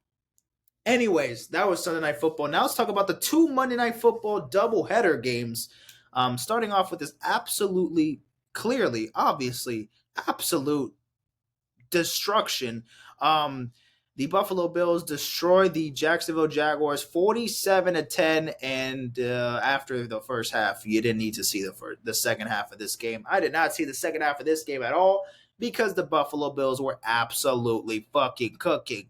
I mean, 47 points does not say enough, doesn't it? Doesn't it? I don't know. Josh Allen, 23 for 30, 263 yards, and 4 touchdowns. James Cook had a touchdown. Ray Davis had a touchdown. Dalton Kincaid, Ty Johnson, Keon Coleman, and Khalil Shakir, they all got a touchdown. They all threw a party in the end zone. It was an absolute offensive juggernaut. They were fucking clicking on all cylinders. The defense was all over Jacksonville, and Jacksonville couldn't do nothing about it. And Trevor Lawrence did not look great at all. Trevor Lawrence had 21 for 38, 178 yards, a touchdown, interception. That touchdown went to Brenton Strange, 2 receptions, 12 yards, and a touchdown as well for him. But the Jaguars, nothing. No identity on offense.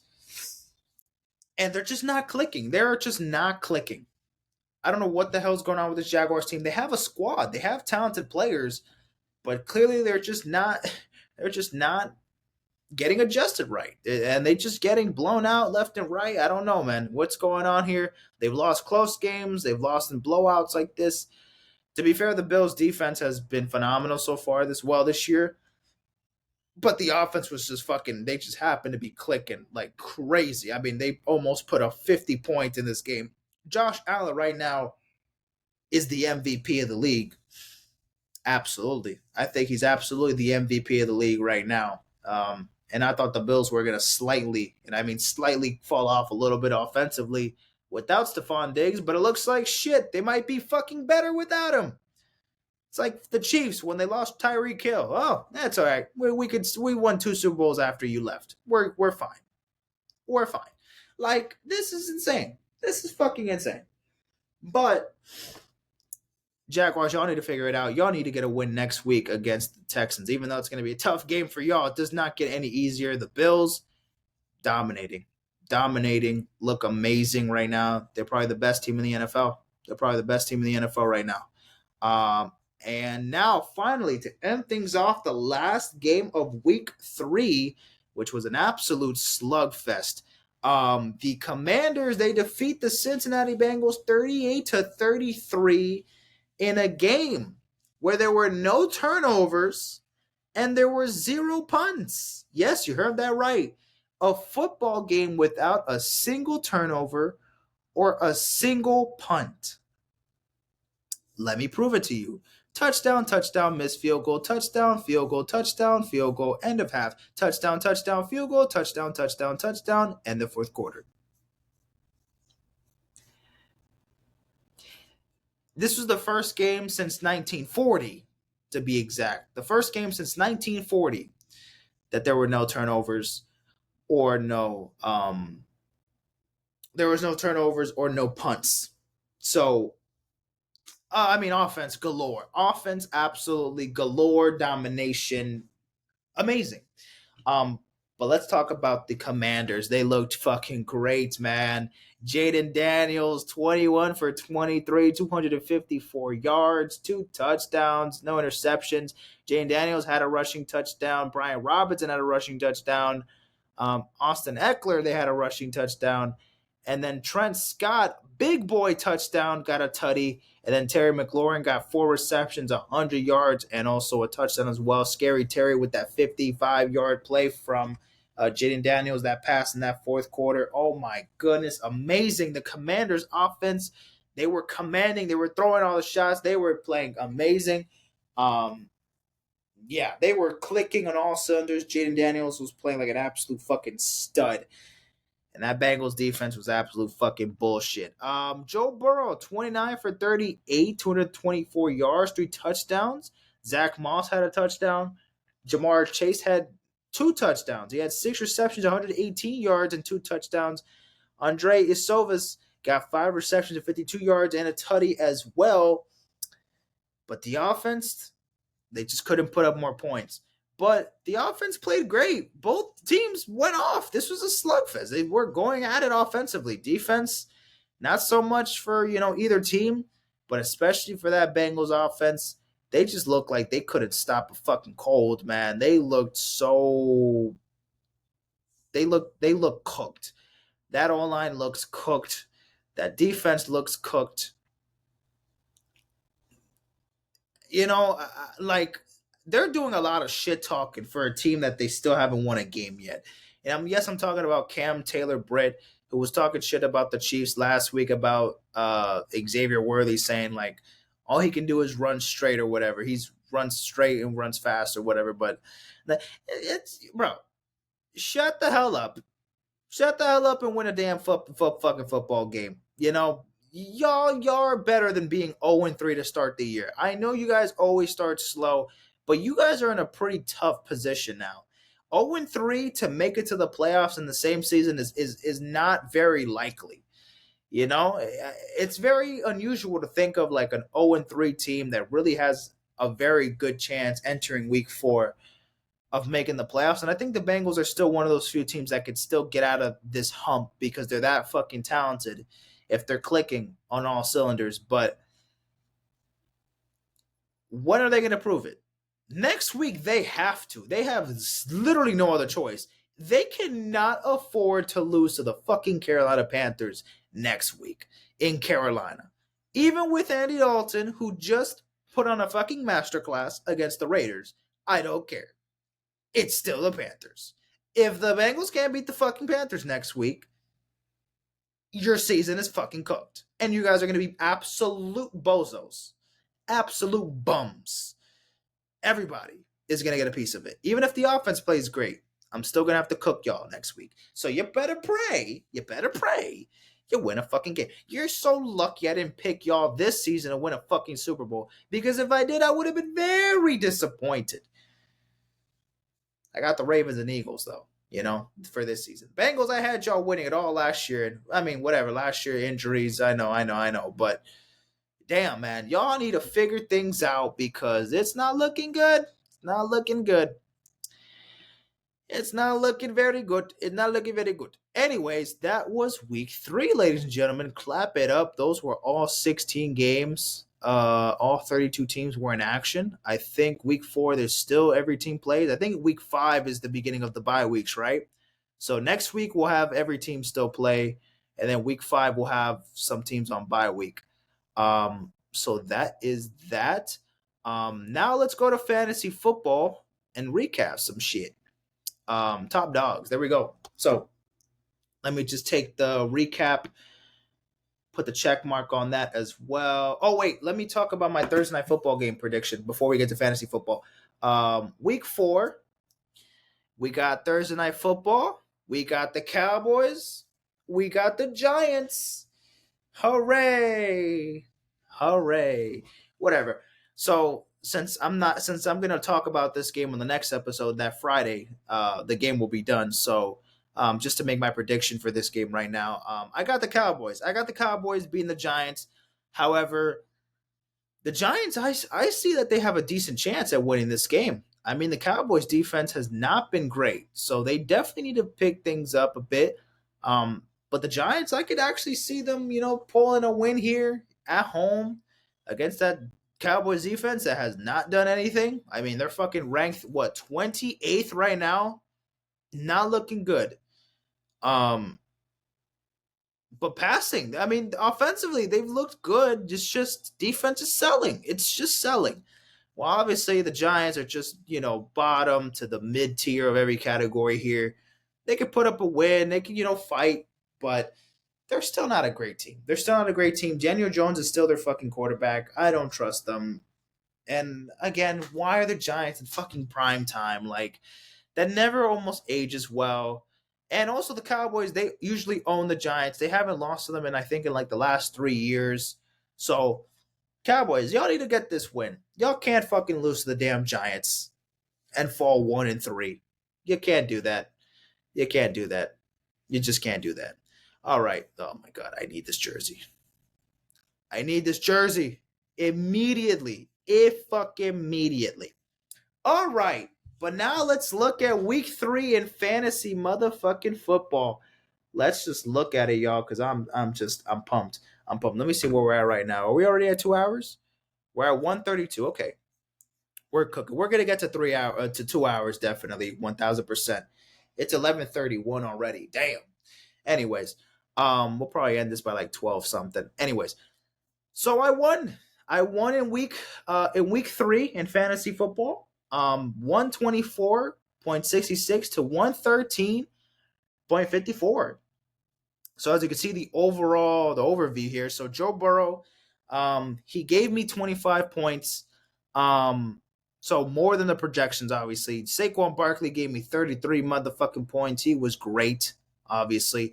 J.K. Dobbins gave me 8.4 points. Amon-Ra St. Brown gave me 20.5 points.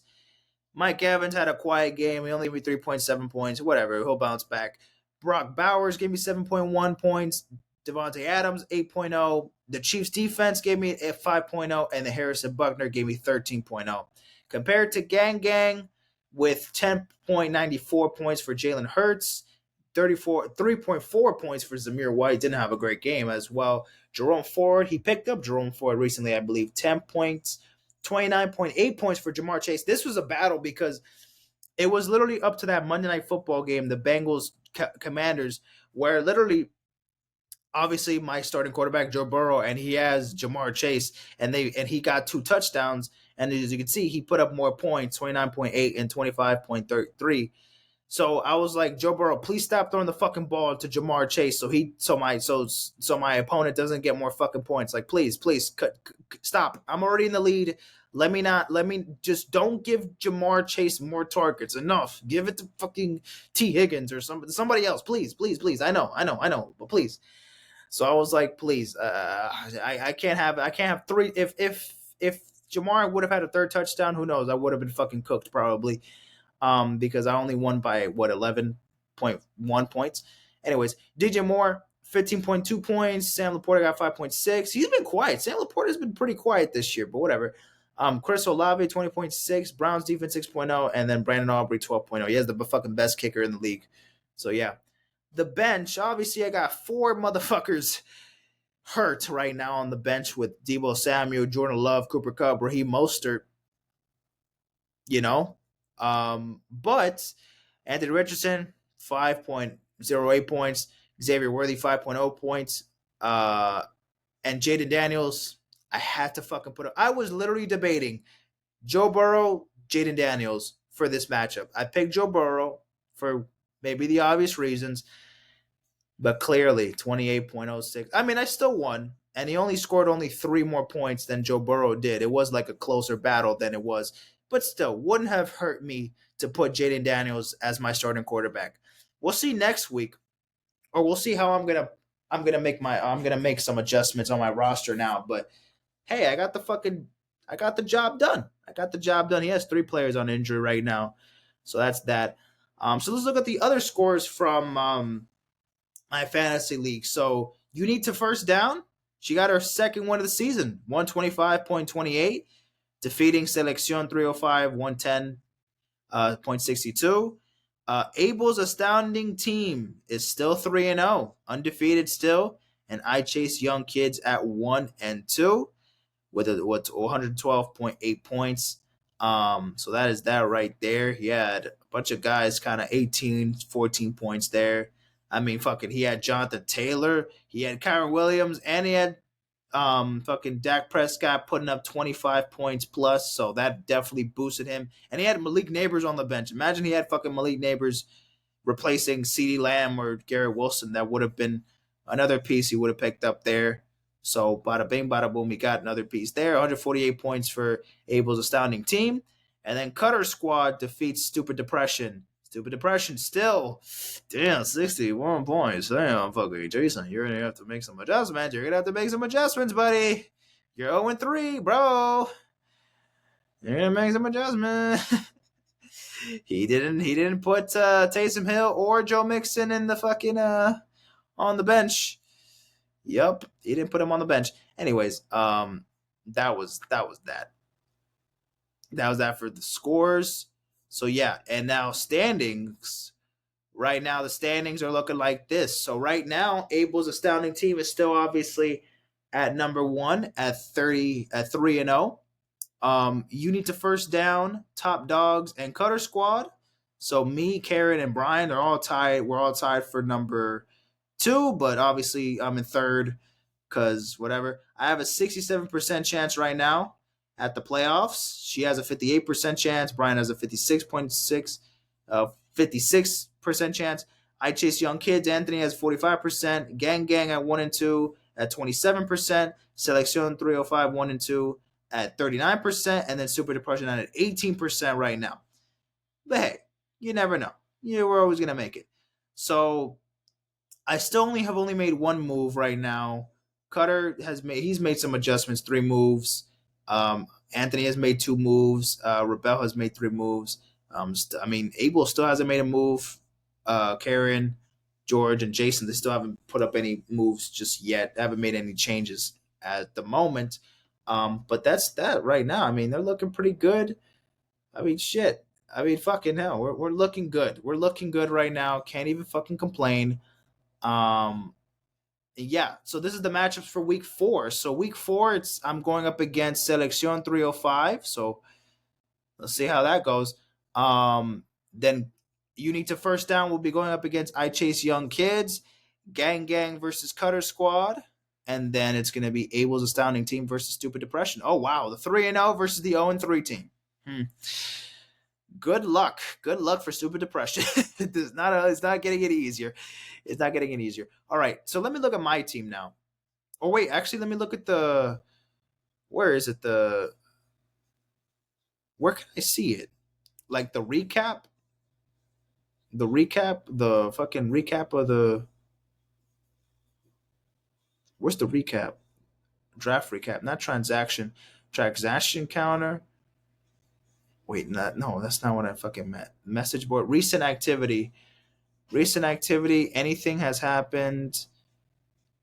Okay, so literally this fucking yesterday morning, Cutter Squad, he picked up the Vikings defense and he dropped the Chargers defense off a waiver report, and then Gang Gang dropped Evan Ingram and he picked up Tyler Conklin. Okay, interesting. So those are the new moves at the moment. But where's like the overall, like, I always get like the wait, where the fuck is it? Maybe I can find it here. Not the roster, the standings. It's like the recap, like overall, like the whole recap of the week. Scoreboard, opposing teams. No man, no. My team. I mean, this just shows my roster. I mean, fuck it. Well, let's just make some adjustments on my roster. So we'll see. So obviously all of my players here projected to play this week, obviously. So Jordan Love is projected. He's still questionable right now, but he's projected to play next week against the Vikings. So who knows? Maybe I could put him back as the quarterback right now. But I mean, look, I'm feeling a little nice with Joe Burrow still as my main quarterback, especially going up against the Panthers. I know, but whatever. I gotta take my best chances here. I gotta get my fucking points on. I'm sorry. Is that a wrong thing to do? I'm sorry. I gotta do what I gotta do. Wait. Let me just check who's winning real quick between that WNBA game at the moment. The Lynx are up by 13 with 2 minutes and 40 seconds. Oh yeah, the Lynx might as well wrap this shit up. The Lynx, they move on. They're gonna be playing against the Connecticut Sun in the next round. Um. Oh yeah. So yeah, New York versus. Okay. So division has nothing to do with. All right. Never mind. Anyways. Anywho. Anywho. Anyways. There anybody that I want to make some changes right now. So Saquon, you're fucking definitely not going anywhere. J.K. Dobbins. You're not going anywhere. The only, I mean, I'm kind of limited. Obviously, I don't have that many guys right now that I could really replace. I have depth in quarterback. I could change my quarterback. I could put Richardson in. I could put Jordan Love. I could put Jaden Daniels. But right now, I'm feeling comfortable with Joe Burrow. Jaden Daniels versus Kyler Murray is going to be nice to watch. Jordan Love versus Sam Darnold, and then Anthony Richardson versus Justin Fields should be interesting. But I don't know. I'm still feeling a little bit comfortable with Joe Burrow right now. For now, because he didn't let me down. He didn't let me down last week, so I can't really say much on that behalf here. Um, Honestly, let me kind of just look at the players here, free agents. Let's just look at some guys here that maybe I could pick up. Um, Tank Dell's available right now. Jackson Smith and Jigba, Devin Singletary, Cowboys defense. Zach Charbonnet, Nick Chubb. Obviously, I had to drop him since he's still hurt now. Roman Badoonsday.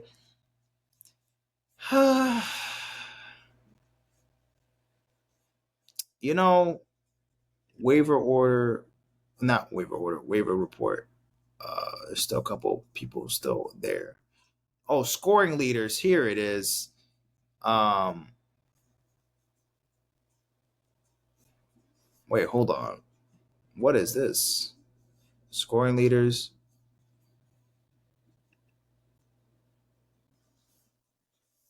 Is this like the overall? I'm guessing this is like the overall. Like, okay, interesting. I haven't even checked this out yet. Here, interesting. Okay. Back to the ad players.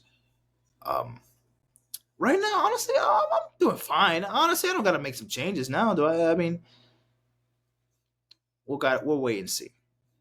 We'll wait and see. I think right for the most part, I'm still doing fine. I know I need maybe another guy there, just kind of be available right now. Um, should I pick up a fucking another running back? Um, because I have J.K. Dobbins still there locking in. I think I'm fine. I think I'm fine for the most part. We'll see how this week goes. We'll see how week 4 goes. I think I should be fine. Not really stressing much right now. With that being said, so we're good. We're good. We're doing all right. I ain't gonna make no changes at the moment. I ain't gonna make no changes at the moment. I just want to see where do you find the report, like that fucking report. I'm trying to see where the fuck is that report. Um, shit. How do you fucking see that shit? It's like my 2024 league. It's like you get the matchup, the full recap matchup. It's not here or something. You are my sunshine, my only sunshine. You make me shut the hell up. Get the fuck out of here. All right. Fantasy cast, scoreboard is here, standings is here. Yeah, but where's the anyways, bruh. Goddamn. I mean the full report is pretty much here, y'all. My 2024 league. I don't know why it doesn't say it here though. I don't know why it doesn't say here. Anyways, the top scoring players were obviously Juwan Jennings and Saquon Barkley. Juwan Jennings had 46.5 fantasy points, and Saquon had 33.6 points. Malik Neighbors, he had this was the most valuable bench warmers. He had 28.2 points. And then obviously for me, Jaden Daniels, 28.1 points. And then Amari Cooper, 27.6 points. And then for false starters, unfortunately, CeeDee Lamb had 8.7 points and he had negative 12.4 points projected. Mike Evans, 3.6, 3.7 points, and he had negative 10.9 points projected. And then Calvin Ridley had 1.9 points and had negative 10.9 points rejected.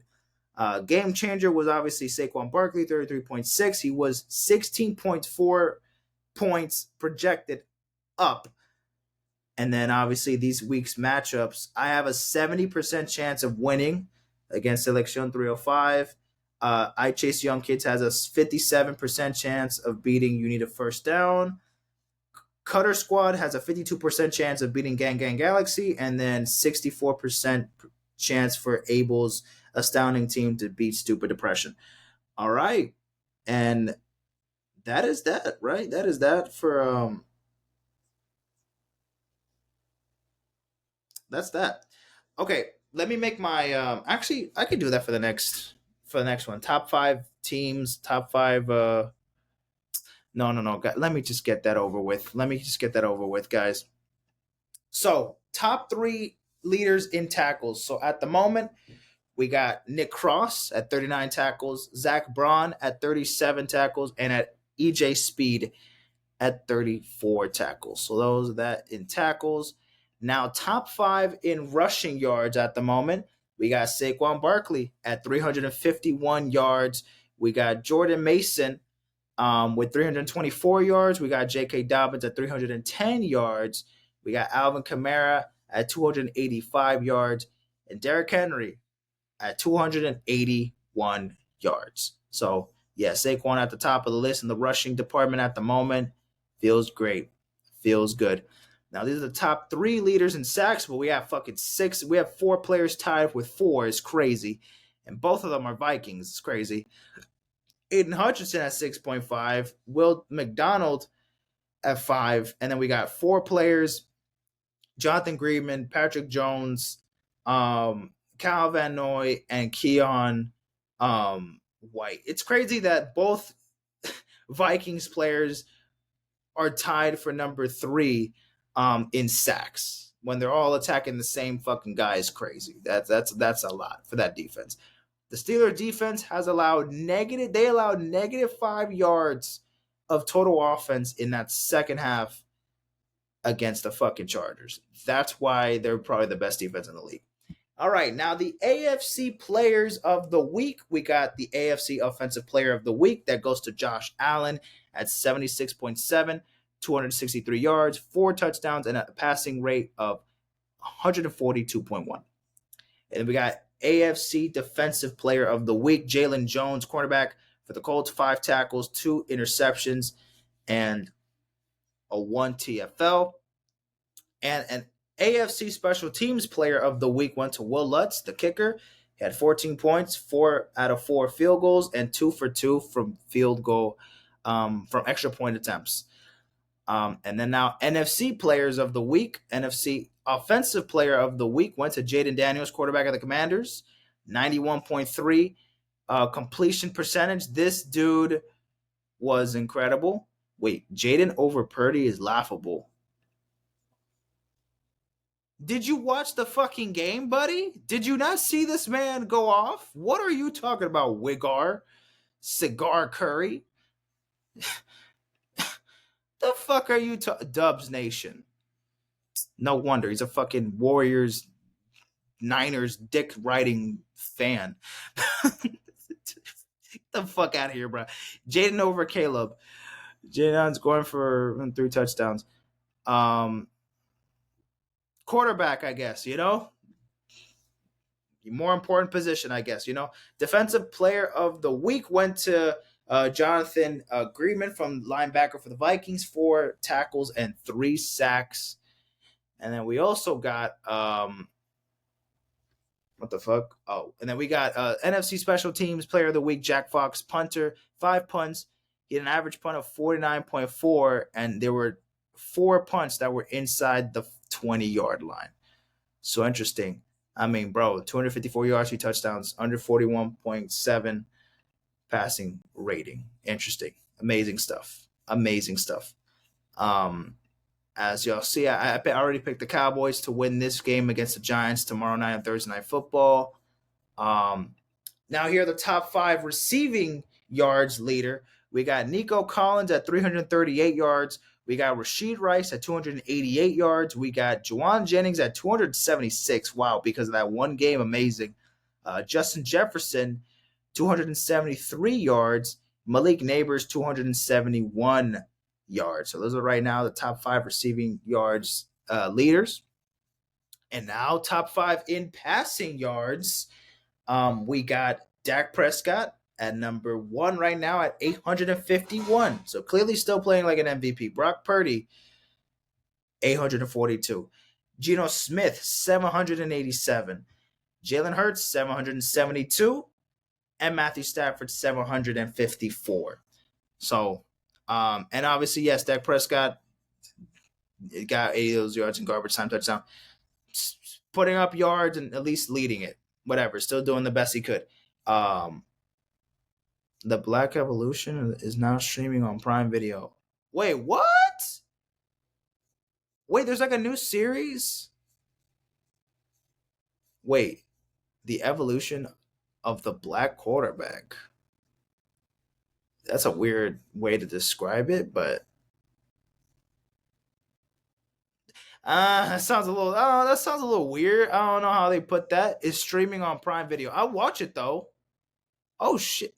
There's so much shit I have to watch, man. I am so behind movies and shows, and I'll watch this though. It's on Prime. Fuck it. Okay, well, breaking news. This fucking exists, and I am tapping in. Let me just make sure I don't fucking forget that. Anyways, let's look at the division standings in the AFC and the NFC. The Bills right now, AFC East, 3-0. We got the Jets at 2-1. We got the Dolphins and the Patriots at 1-2. Then in the AFC North, we got the Steelers at 3-0, the Ravens at 1-2, the Browns at 1-2, and the Bengals at 0-3. In the AFC South, we got the Texans at 2-1, the Colts at 1-2, and then the Jaguars and the Titans are 0-3 apiece. In the AFC West, the Chiefs are 3-0. The Chargers are 2-1. The Raiders are 1-2, and the Broncos are 1-2 as well. And now in the NFC, we got the NFC East first. We got the Commanders at 2-1, the Eagles at 2-1, the Giants at 1-2, and the Cowboys at 1-2 as well. The NFC North, we got the Vikings at 3-0, the Detroit Lions at 2-1, the Packers at 2-1, the Bears at 1-2. In the NFC South, we got the Saints and the Buccaneers at 2-1, and we got the Falcons and the Panthers at 1-2. And then the NFC West, we got the Seahawks at 3-0. And then we got the Cardinals, Rams, and Niners. The Niners are all the way at the bottom of the fucking division. It's crazy. At 1-2. They're all tied at 1-2. So those are the division standings at the moment. And right now, these are the remaining undefeated teams, guys. There are 5 undefeated teams left. And, well, fair enough. These are the 5 teams that I'm going to put for the best teams in the NFL. Definitely the Bills, definitely the Chiefs, definitely the Steelers, and definitely the Vikings. So out of these 5 teams that are I know I could still put like the Eagles in the top 5 or whatever, but since they're undefeated, I'll give them more respect now, whatever. Right now, I would say it's the Seahawks at number 5 at the bottom. Then I'll put the Steelers. Then I'll put the Vikings. Then I'll put the Chiefs, and then I'll put the Bills. I think the Bills right now are the best team in the NFL because both sides of the football, they're clicking. The Chiefs, they're struggling a little bit offensively, but defensively, they're looking fucking amazing. And they still got Patrick Mahomes. They still got the best quarterback in the league. And they got the refs on their side as well. So the Chiefs still number 2. The Vikings number 3 because they've also been playing good on both sides of the ball as well. But just the Chiefs are just better in almost every way possible. The Steelers carrying by their defense, but the offense at least maybe things are picking up. We'll see. And then the Seahawks, they're good on both sides of the ball, but they're just not better than any of these teams right now. I could even say maybe the Eagles or the Jets could probably overtake the Seahawks right now, but since they got that one loss, you probably wouldn't put them over Seattle. And even the Houston Texans, I would even put them maybe over the Seahawks. But again, I'm not going to put any team that has one loss just yet in the top 5 just because, whatever. If the Seahawks fall off next week, they fall off next week. But for now, these are the top 5 teams because of the last 5 undefeated teams. Whatever, the fucking Steelers, Vikings, Seahawks, they could all lose or whatever, and then it constantly changes. It constantly switches. So we'll see. But those are the top 5 teams right now. The bottom 3 teams are definitely the Panthers, or not the Panthers. It would be the Titans, the Bengals, Panthers, and the Jaguars. Those are the teams that haven't lost a game or that haven't won a game. Well, the Panthers won, but the Bengals, the Titans, and the Jaguars are the only 3 teams that have not won a game yet this season. So they got to fucking figure it out quicker than everybody else does. And that is that. Okay, so yeah, it's official now. Yeah, the Minnesota Lynx, they defeat the Phoenix Mercury. Damn, all these first round series, it was 2-0, 2-0, 2-0, 2-0. There was all right. Well, now we're going straight to the there will be no games Friday. There'll be no games Friday, so the WNBA playoffs will resume Sunday with game 1 of the Aces and the Liberty. So yeah, it has nothing to do with conferences. I didn't even remember that because I thought the Aces and the Liberty, that's East versus West. So obviously, and that was the WNBA finals last year, but they can play in the so there is no Eastern Conference final. Whatever. It was the WNBA semifinals. The WNBA semifinals will be the Aces versus the Liberty, and then it will be the Connecticut Sun versus the Minnesota Lynx. So yeah, I got the Lynx over the Sun, and I got the Liberty over the Aces. So never mind. I'll have the Liberty versus the Lynx. That's my NBA. That's my WNBA finals. Liberty versus the Lynx. Just to correct myself there. All right, but that is that. Now we're at 159. Now let's finally get to the memes, y'all. Let's get to the motherfucking memes because I've been waiting for it. I just gotta get it done real quick. Just get it done. Fantasy football is done. Okay, bada bing, bada boom. All right. Let's get the shit. Let's get the shit. Let's start here. Are we here? A week ago. Oh, this was the hold on. Every team's about to lose. These are kind of damn. These are fucking long though. However, some of these games, I'll just do these. Damn, I'll just do these 9 here, I guess. Never mind. Nope. Nope. Fuck that shit. Life right now that the Patriots suck at football.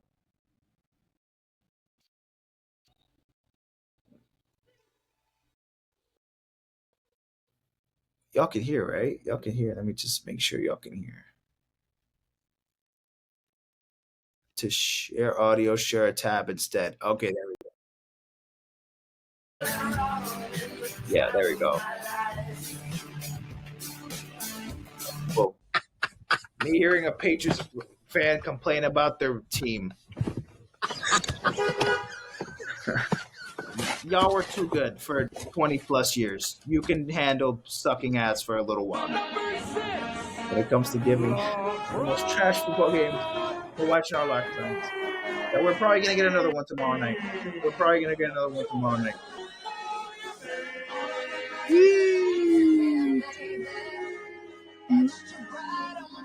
See this. Jets fans going from watching Zach Wilson to Aaron Rodgers. I mean, no fucking shit, bro. We got a Hall of Famer, future Hall of Famer. The Patriots would have been taking this back the other way for 6 if Zach Wilson tried this. Not to be a broken record, perfectly thrown to the outside, away from the defender, and there's that body. His team back in his game, jumps it, and if he does get there, he maybe has a chance. Extension for Jared Wilson, bro, made a play. It was great. Drives 13. Embracing Robert Sala like family. All of last season. Twice. Oh yeah, bro. Oh yeah. 13 plays, 9.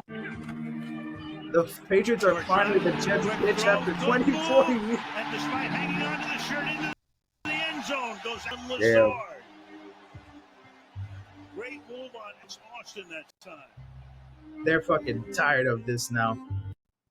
You smiling? Just past the Patriots fan now that they have the better quarterback. Why are you smiling? Because I love football. Which is better now. Fun? Fun, sir. Fun, sir. It's fun. Yes. You sure? I think. Now you're thinking. First you smile, then you think. You think football is still fun? Yes. Sir? Yes. No. No? Sir. Oh, my God. The Patriots were cooked. What the fuck, man? Get your ass on, man. Hey. That shit sucks.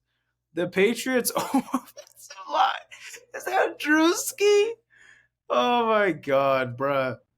Another Drewski meme. Oh my god, Drake May getting told he's getting in after Jacoby Brissett spent 3.5 quarters getting slammed with looking at me? Like, oh shit. Fuck. I gotta play today?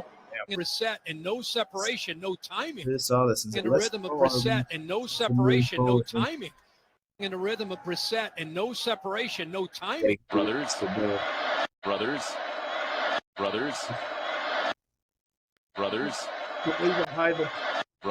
He's fucking scared shitless. You got this. The Patriots offense post, Tom Brady. How you feeling? I don't feel good. I feel tight. You walk around with your shoes and stuff. Let's go see him in the office right now. God, lunatic. Drake May has now as many touchdowns as the entire rest of the quarterback run. That's crazy. Combined with 0. Well, that's not true now, but still. Got him. Oh, heads up. Got him. Imagine Bill Belichick doing this. He wasn't fun, bro. He wasn't that fun. Leading one of the first 2 minutes. Waiting for the goal. Wow. Hey, bro, idolize this motherfucker, man. Anyways, let's move on here. Shire was fined $11,000 for punching an opposing player on the sideline. He wasn't even.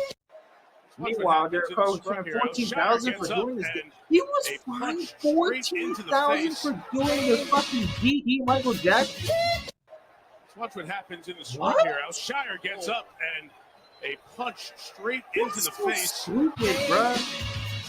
They're so inconsistent with these bitch-ass punishments and like fines, and you get $11,000 for punching, but $14,000 for having fun and doing the Michael Jackson. What? The fines are based on the percentage of salary, which is why it looks wrong. No, even if Derek Carr is getting paid more than Cheers, why would it? Why would the fact that he's insinuating violence and a punch is obviously a lot more crucial to a game than just a fucking touchdown dance or touchdown celebration? Why would that matter if he gets paid way more? Like, what? I guess it is a factor, but still. Oh my God. What was he doing, bro? What the oh my goodness. This dude was getting fucking diced by 55. He got fucking horsed. Will Levis is on a generation run for giving us the funniest NFL pick. Week 1, he was giving us the fucking fell to my knees at Walmart. And then week 2, he was fucking throwing some sidearm pass, basically hitting the fucking ground. My goodness. Drake May dazzled in his NFL debut, nearly picked, handoff, screen yard pass. Wow, this is a lot. Wow, he did a lot in this fucking game. I'm no punter, with his this seems a bit excessive. Of the night.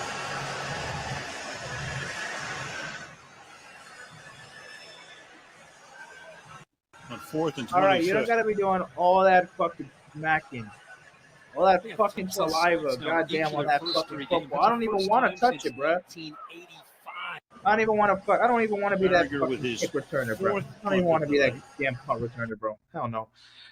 The 2024 Patriots NFL defenses: Jacoby Brissett, Drake May. Jacoby Brissett is getting absolutely torched out there, man. That Thursday night football game last week. Week 2 going into week 3 wins. Already appears to have seen from playing behind. Week 2 going into week 3 wins. He's got 5 straight wins. 40-year-old Oh, he still got it. He still got it, bro. He still got it. Funniest shit during NFL games is when they cut to fans in the crowd and it's fully grown men dressed as in the absolute dumbest outfits imaginable. I saw this and I'm like, whatever, bro. As long as you're having fun. But holy shit. Lord, forgive me for all of my Tom Brady here. I wasn't aware of what I was watching before my eyes. He is at his best, buying a little time, the pocket mobility, avoiding the rush of Jason Taylor. Master craftsman at this. Watch this. I got to buy time, slide, find the soft spot, nope, slide, move, slide again, and then fire it across to Gronk. The finalist. Well, that's why he's a fucking go. Well, this is Fran Tarkington here. As he scrambles around, buys time, his eyes down the field. The dude wasn't very mobile, but brilliant throw. Let's see if the catch found a way to mix pick through the pocket. And he just, all day in the yeah, bro. This is fucking Tom Brady, bro. This is fucking Tom Brady. This is what he does. To go. Cover 2 is the reason NFL offense is at an all-time low. Too high safety should be outlawed. Tom Brady years ago. Cover 2. He was abusing that shit, wasn't he? Jordan Love is a Toyotathon merchant. Should Packers fans be worried? Last year, it ran from November 15th to January 3rd. Before Toyotathon began, this is what Jordan Love's stats looked like. Not too hot. This is what his stats look like after Toyotathon. It's worth pointing out that despite expectations, he didn't really dazzle in week 1 of this year. Was it because they were playing in Brazil? Or was it because Toyotathon has not begun yet? This explains why Jordan Love didn't down college football. At Utah State, the vast majority of his season is taking place before Toyotathon. Should Packers fans be concerned about a potential Super Bowl appearance for Jordan Love, as it will take place after Toyotathon? It's unclear what kind of effect. All right, we're just gonna stop there. Just checking to see if y'all still them boys. Are you Cowboys fans? Are y'all still them boys? 2024 Dallas Cowboys defense. What are they doing? Not doing. Put your hand down, sir. What are you doing? What is this? Ma'am, sir, you're not stopping anybody. And look at the fucking security. The police are literally just standing there just like, so what the fuck do these people wearing ponchos gonna do? The fucking police don't give a damn. So what are y'all doing? Oh my god. Bryce Young this season 0 touchdowns. Andy Dalton in the first half on the center with the Panthers 2 touchdowns. Veteran experience versus a fucking rookie that's just thrown in the fucking dirt. Well, I mean, not a rookie, obviously, in the second year now, but still, basically still a damn rookie, bro. Yes, complete opposite contrast. He has to fucking jump to just throw a fucking screen pass to his receiver. You know, he doesn't have the height and the hands and whatever, and there's other things that he's.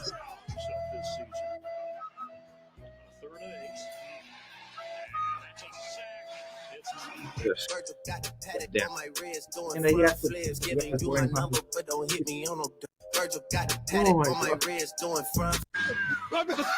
they really threw a washed Andy Dalton in there to test things and make sure it was really those.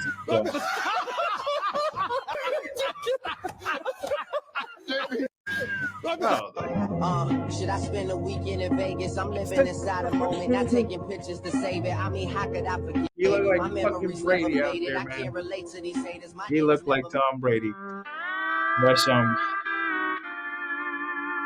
going back to campus tomorrow. Finish. Why do you look like that Shakespeare, bro? Shanghai Sharks. I thought that was a basketball team. Why are we talking about a basketball team, man? Sam Darnold led the league, leads the NFL in touchdown passes. Justin Fields and the Steelers are 3-0. Rookie Caleb Williams have the most passing yards in the game of any quarterback. Andy Dalton is the only quarterback to throw for 300 yards and 3 touchdowns in a season. The 2024 NFL season is drunk. It doesn't make sense, but that's why it's amazing. Realizing that Sam Darnold is younger than Joe Burrow. What? Really? How old is this?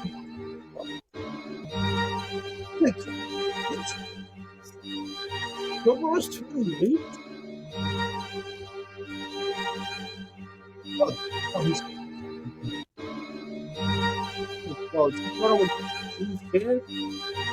Joe Burrow was...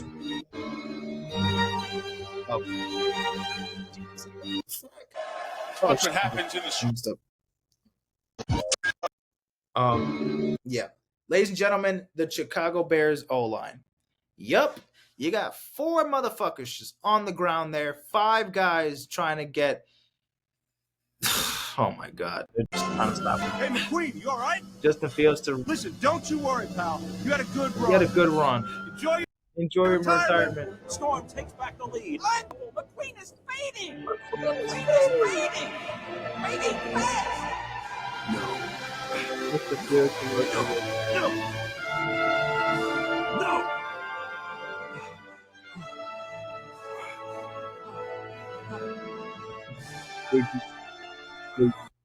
On 4th down, play action. Levis gonna run, going airborne. He didn't get there. Oh hell no, man! Quay Walker. What the? Down. What the hell was that, bro? The generational one for Will Levis continues. The second half. And Richards incomplete there. Richardson steps up and he incomplete.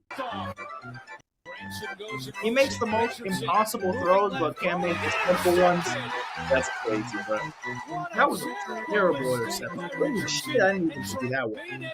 What the hell? Oh my God. Similar to the second half. Sweat is coming. Richardson steps up and he wide. Malik Neighbors on the Giants. A Bugatti and a fucking barely hanging on house. Deshaun Watson's P. Diddy version of Daniel Jones. That's disrespectful to Daniel Jones, bro. Let's not, you know. Jason Pinnock, who had Deshaun Watson was Washington. Abysmal. Let's check in on the Miami Dolphins without Tua. Wow, we got to a 4th and 39. Yup. Mike without Tua. I'm not gonna lie, his play calling was a little suspicious, but to be honest, what the fuck were we supposed to do, bro? We were cooked from the beginning. First couple of weeks for me Levis watching 7 straight hours of the most shit football my eyes have ever seen Sunday.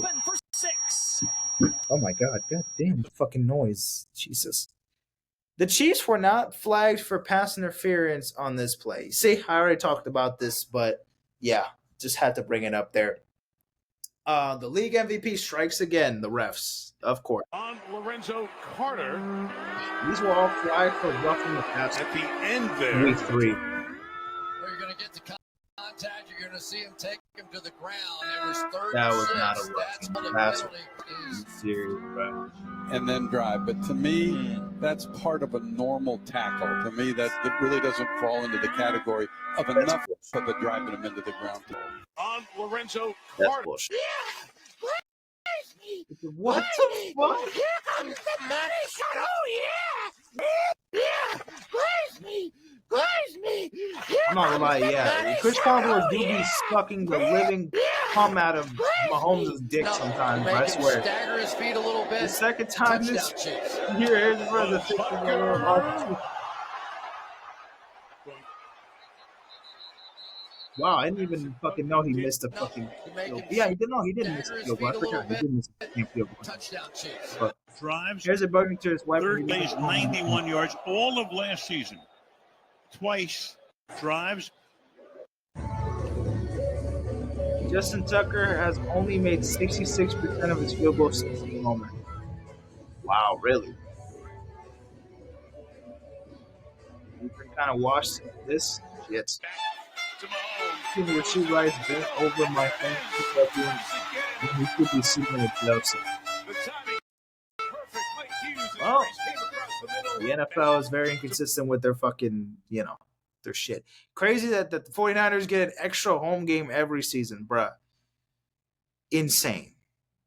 Insanity that this whole fucking stadium is literally red. Like, it just doesn't make sense. Brandon turned it to what? What the fuck? He just turned it to Kadarius Toney, bro. It's not officially Sunday until the weekly picture of a Cowboys fan looking as miserable as possible drops mid-afternoon. It's amazing. Yeah, it's going to be really interesting. That's got CeeDee Lamb ready to pull it, and then Antonio Brown mitigate. You talk about the frustration. Thing off and be like, I'm out, y'all. Yeah, it's going to be really interesting halftime. Yeah, he's just looking down the field. They were trying. Yeah. Oh, jeez. That's what I thought. Lucky to get it back. Very lucky. Sometimes you get so relaxed in the pocket, it just actually didn't slip out of my hands, Mike. Yeah. Here we go. Yeah, he's just looking down the field. They were trying. Yeah, Kenny, out here dressing like Jerry. Tough though. I like the suit. It looks tough. And the Louis bag, fire. The worst NFL teams so far in 2024: the Cleveland Browns, Las Vegas Raiders, the Baltimore Ravens with a double-digit lead.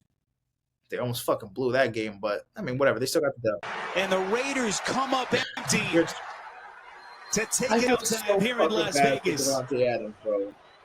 Davante Adams shaking his head, can't believe it, as the Raiders in a 14-point goal at halftime. First year in, and the Raiders come up empty in Sin City. To oh my take us goodness! To now this should here in looks Las like Vegas. it's gonna be another year, bro. Oh my goodness! Someone said Andy Dalton played in the AFC North in the 2010s. He's probably laughing at his defenses. Oh my goodness, bro. Accept a team that is hyper committed to going forward on fourth down. Watching.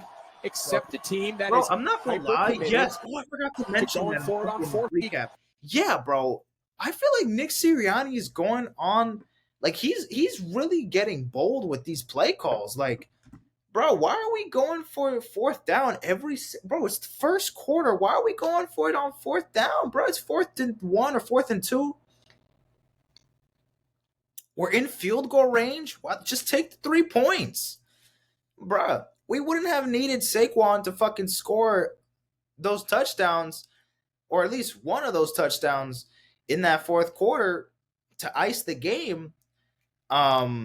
Besides obviously the defense, if we would have just gotten those fucking field goals. It was like 2 or 3 opportunities that we could have got field goals, but we went for it on fourth down. Some of them we converted, some of them we didn't. But still, I don't know, man. He was kind of a little crazy team with it. Flirting, 772, 3 touchdowns, 6. He has 6 turnovers already? Bro, he has 6 turnovers? Are you serious?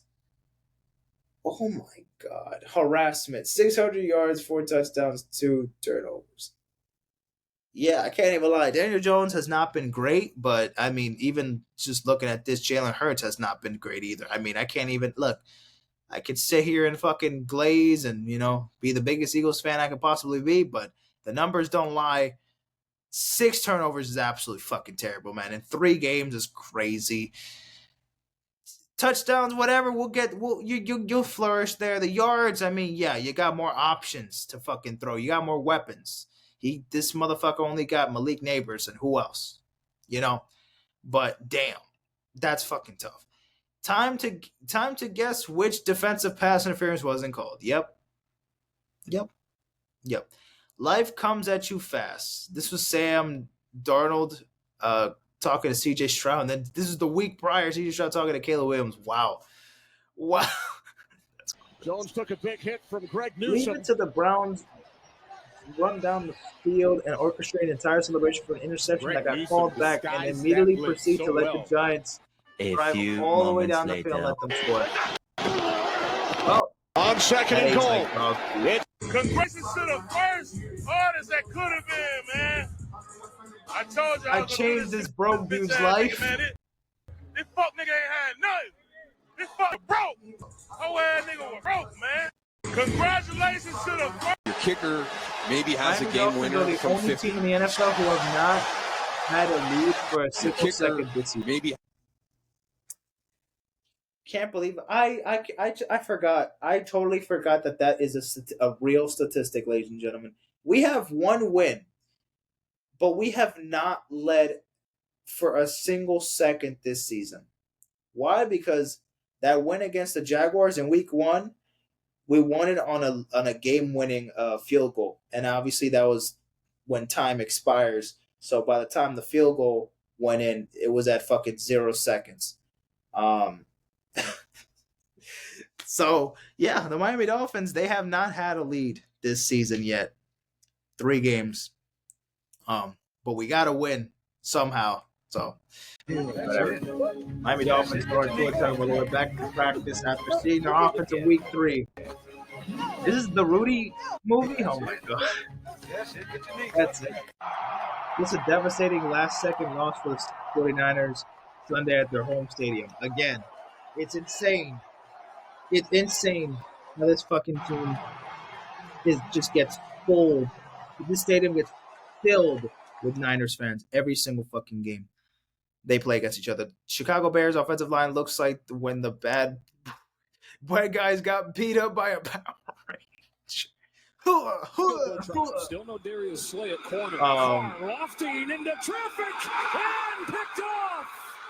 National White Chocolate Day is Sunday, September 22nd. Also, Reed Blankenship, man. The Eagles defense, the stand they couldn't. Shout out to Reed Blankenship for the game-sealing interception. Thank you. I got a pretty good record against you guys.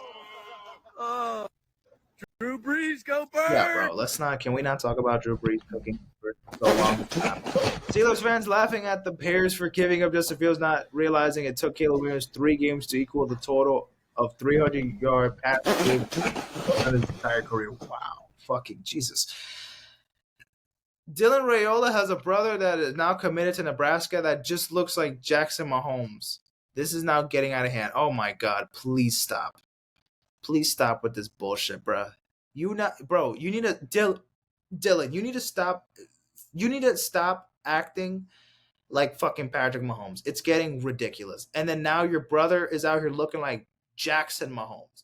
Yeah, I don't know who the fuck is dumber, but I'm gonna have to give the benefit of the doubt to you, Dylan, because in no fucking way or shape or form I would ever want to be compared to Jackson Mahomes, because that is an absolute fucking piece of shit of a human being.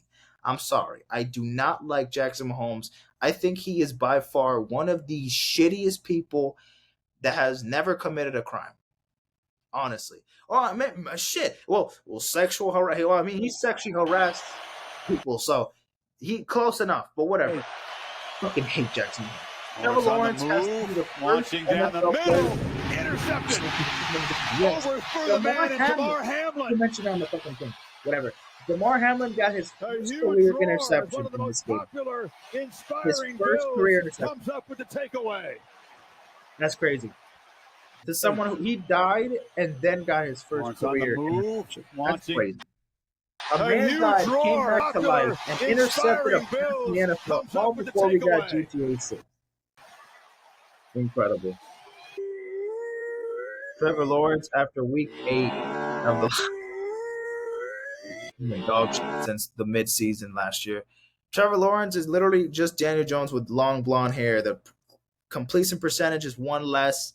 He has more passing yards. He has less rushing yards. He has one less career passing rating. He has less career QBR. He has less touchdowns. He has less interceptions. But they're very similar to Jones's. He's the worst quarterback ever, generational talent. The thing is, he's just inconsistent. And I just feel like he needs to find his thrive, man. He needs to find his fucking thrive, bro. And his defense is not helping at all. Defense, what the fuck is the defense doing, bro? I mean, obviously you got to put up points on the board too, but damn, like it's not helping at all.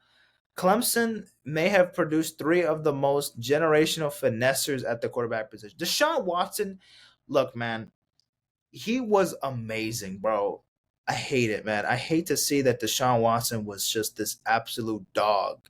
And then he just let it out on those fucking massages. And ever since then, he just has sucked balls. DJ Ooga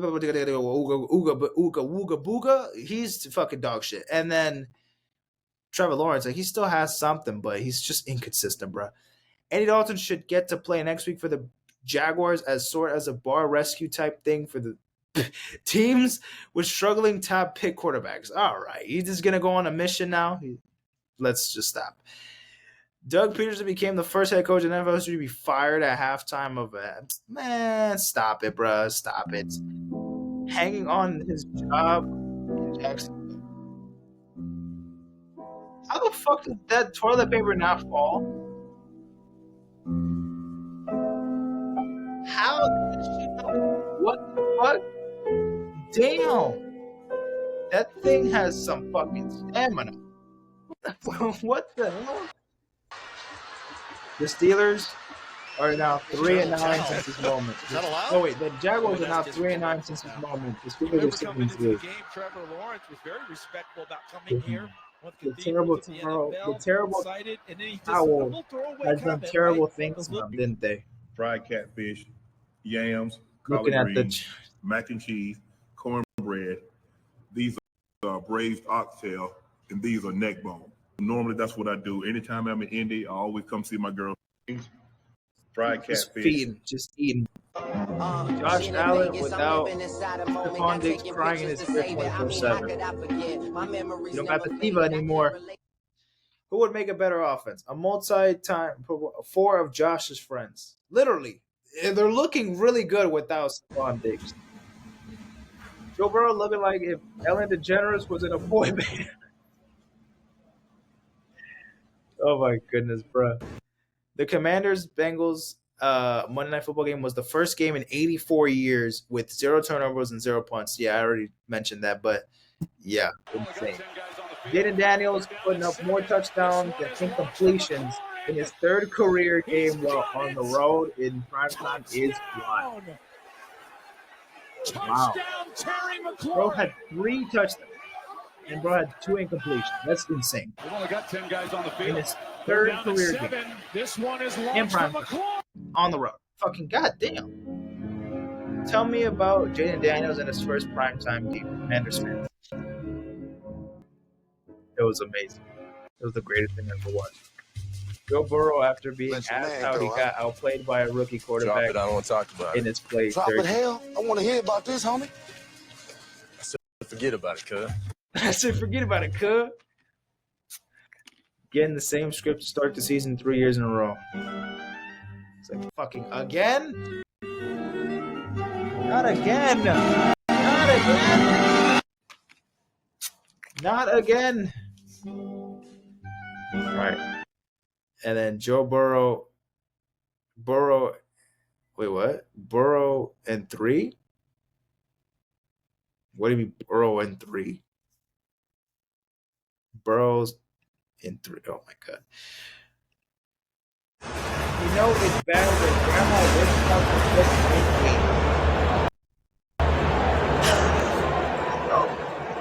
and he is fucking tired of this bullshit. You don't want to watch this fucking Cowboys team play, but we had fucking cooked.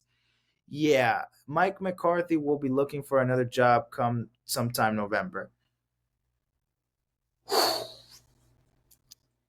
The Lions, the Niners, the Falcons, the Eagles, and the Texans. Oh boy. Oh shit. It's gonna be a tough one. My goodness, what a wild stat. I wonder which Goliath of a quarterback was possibly able to defeat the great Lamar Jackson. 21-1 career as a starter against NFC opponents. It really looks like if Joe Burrow rated H Vector's closet before heading into this game. What the fuck?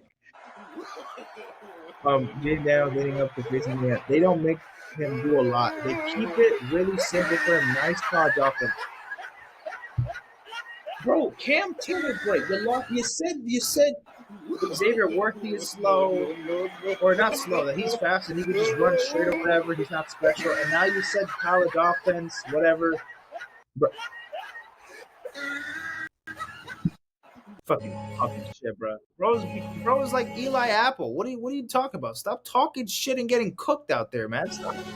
Never going with a perfectly placed ball, hit them in the hands for the first. Dude, I could catch a fucking football now.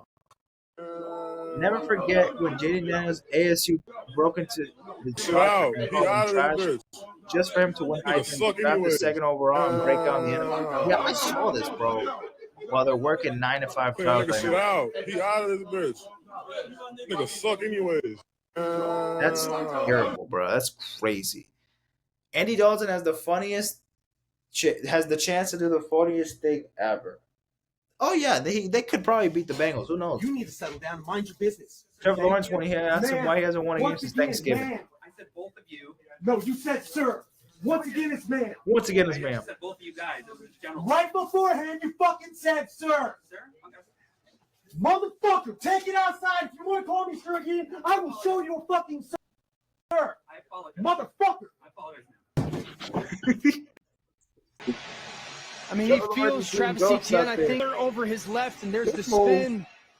Spin move coming off bro, of that. Nobody was just really strong in the third quarter. Bro, looking like Zach Wilson out there, but seeing ghosts. Nice to see that New Orleans Saints have returned to 4 after 2 games. Well, yeah, offensively they struggled. But, I mean, hey, it wasn't that Eagles defense was good. Give them the credit, though. Give them the credit, though. We're at home at these fucking Eagles fans are pissing me off. They keep spelling Eagles. Okay, so you can spell? Wow. A tale of 3 headlines. New Orleans hasn't seen a murder in the last 18 days. Data shows what's behind the decrease. Saints down by the Eagles 15-12.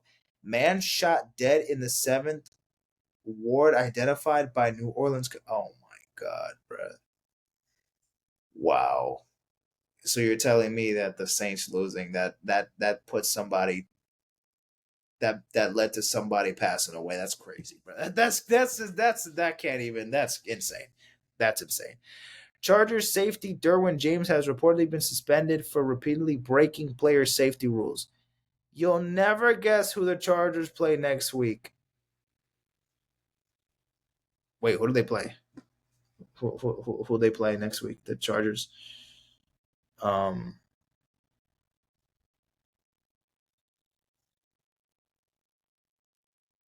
Oh, the Chiefs. Makes sense. Makes sense. Swifties have reached Odell Beckham senior levels of fandom. Travis is braver than me. I would have punched. Wait, what? Let me see what happened. Let me see the clip first. Mahomes, okay. Rolls out. Gets drafted, okay. What happened?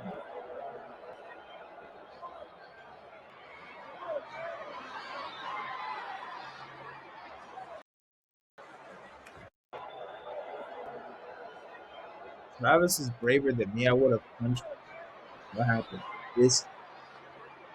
Travis is wide open, waiting for the ball to press. Not even.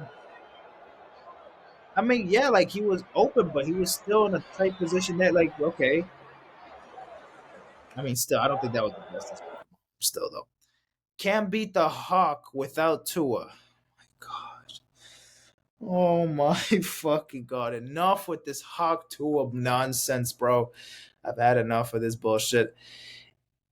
If you own a Miami Dolphins jersey and have thrown a football with a spiral at least once in your life, please show up to practice at Baptist Health Training Complex this Wednesday at 9 a.m. Fuck.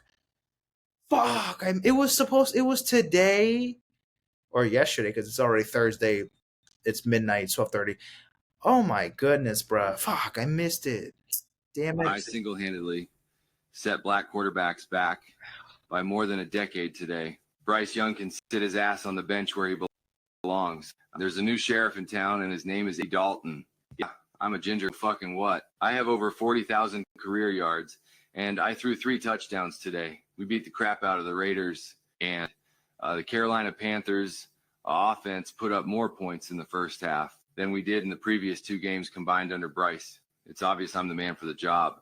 So what if Bryce was the first overall pick? So what if he won the Heisman? He's too short, and he can't pass the goddamn football. Everyone knows Alabama quarterbacks all suck in the NFL. See you guys next week. I single-handedly. Wow.